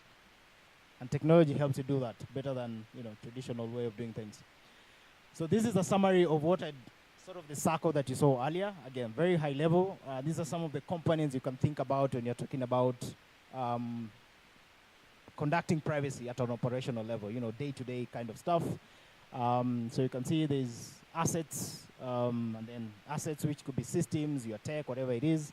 And then now there's the operational stuff, you know, the processes, the people process technology. I think that should be familiar. The PPTs, including controls, and all this, the stuff that, you know, sort of is ongoing there. If you need more information, tunaweza ongea nyuma ya tent. But anyway, that is a summary of that.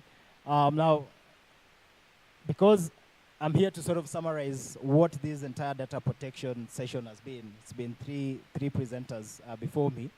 I want to summarize with technology because that's my forte, right? So I personally have worked for a tool called Data Protection Manager. It's a very simple, very straightforward compliance management tool, and what it helps you do from the get-go to operationalize your privacy. And in this case, what we mean is from the day you get into an organization as a privacy analyst, as a privacy officer, as a privacy technologist, whatever title you have, you're able to hit the ground running by doing the actual operational work. It's not talk anymore. It's actually getting shit done. Right? Forgive my French. This data protection manager, it's a unified platform where you get all of the stuff I've talked about in one place. Give you central management, helps you to navigate easily. It's all integrated and all that. You can look at the website over there. I don't want to talk much about it, but sort of a snip. I think that is the dashboard, as you can see there, and then the, sort of the menu on the left, the panel on the left with the menu. Some of the different components you can use for management and all that. Just to emphasize on the operational benefits. So when you talk of tech, there has to be two things. There has to be benefits to the operational guys, the guy who is doing the everyday job, you know, the mtu wa mkono, the hard worker, you know, that guy in the privacy office, the DPO and all that. You need to see some benefits. And there are three core ones. Saving you time. And the reason why you need to save time is you don't need to spend too much on a lot of the stuff that you do. You'd rather spare time so that you do more high-value stuff, right?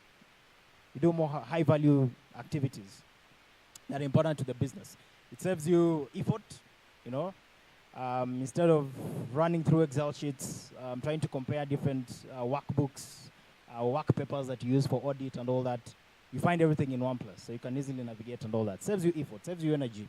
And then lastly, it saves you, it increases your efficiency as a team member or as an office, so that you produce quality work at the earliest, you know, and you're able to provide data that can be used for decision making. Again, it's all about data, right? For business, it has to translate to saving money. All businesses are in the business of saving money. So if you have a tool that can save time and effort, and that translates to saving money, then it should, you know, it's a no-brainer for any management. If you're saving, if that translates into saving money. If you needed 10 people to do an exercise or a privacy compliance, and with a tool you only need 5, then you've saved payroll for 5 people. You know, I mean, any management would be crazy not to want such a tool, right? And there are, of course, other benefits of that. And then, as I mentioned, data quality. If you give management good data, quality data, then they're able to make quality decisions. Then what does that translate to? Business, right? Okay. So that's the importance of technology. And then lastly, this is what I do or we do at TL Bridges on a daily basis. Again, typical consulting stuff. Like I said, most important, we sell this data privacy manager as a subscription, as a license for any organization that would want to increase efficiencies in terms of their privacy compliance, or an organization that would want to resell this tool. We also have a reseller. You can have a reseller agreement. I see that a lot of guys are doing reselling out there. So yeah, in case you need to resell it, we are open for other conversation, and of course training and any other, you know, data privacy service that you need. But this is my parting shot. I don't know the nature of the audience. It could be a mix of students, a mix of techies, a mix of maybe lawyers or enthusiasts, maybe vendors from out there and all that. I think the bottom line for me now is 2 things. One, if you want to practice, and we need practitioners in privacy, right? We really need practitioners. 10 years ago, you were talking about how the cybersecurity industry has no practitioners. We're still talking about how we have shortage of cyber professionals, right? But the truth is we have so much talent, right? In security, but in privacy, not yet. So if you're keen or want to be an enthusiast and join the field, please think about technology, right? It's good to start from where you are, but think about technology, right? And then number two, going even further beyond privacy tech, I think you should now think about, especially for developers or those who have custom tools, developed internally or sourced, you'd want to think about how to embed privacy in those systems, right? In your products. If you're building those apps, if you're building, whether on cloud or otherwise, if you're building on-prem systems, standalone, even if you're building a fridge, right? We have smart fridges. I think out there I've seen some very smart products. Some of those products needs to assure privacy. And the best way to do it is not by telling me there's a process where we can assure and audit and all that stuff. The better alternative will be that we've built certain features, certain systems, we have certain controls built into the system, built into the code base. Let me call it that way. We need to take privacy from process or process and storage level to code level, right? So for the devs in here, DevSecOps, DevOps guys, that could be an interesting proposal, and that's where we talk about engineering privacy, in your systems, in your products, and all that stuff. So I'll be around if you need further conversation, but in the moment, if you need, what do you call it? Wow. Yeah, if you need an autograph, I'll also be around. Thank you.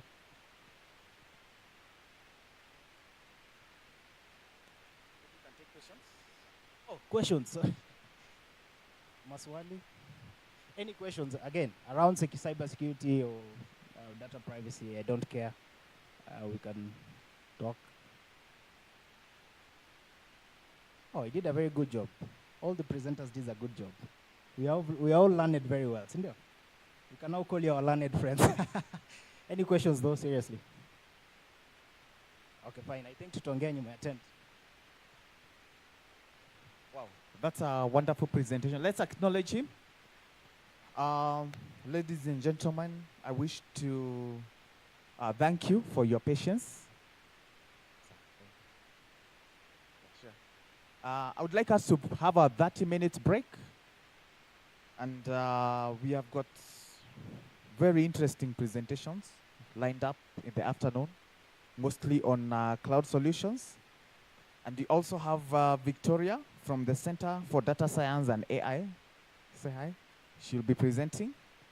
So I would like to ask to have a break now, and then we'll get back after 30 minutes. Is that okay?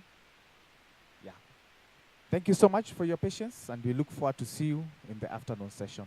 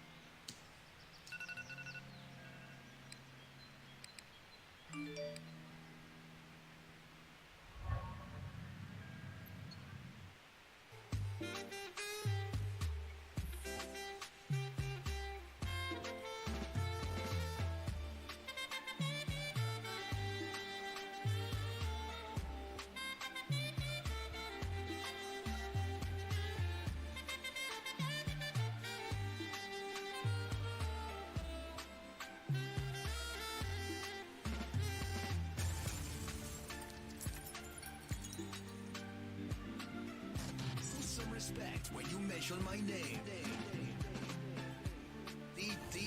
DJ Cypherly in the mix.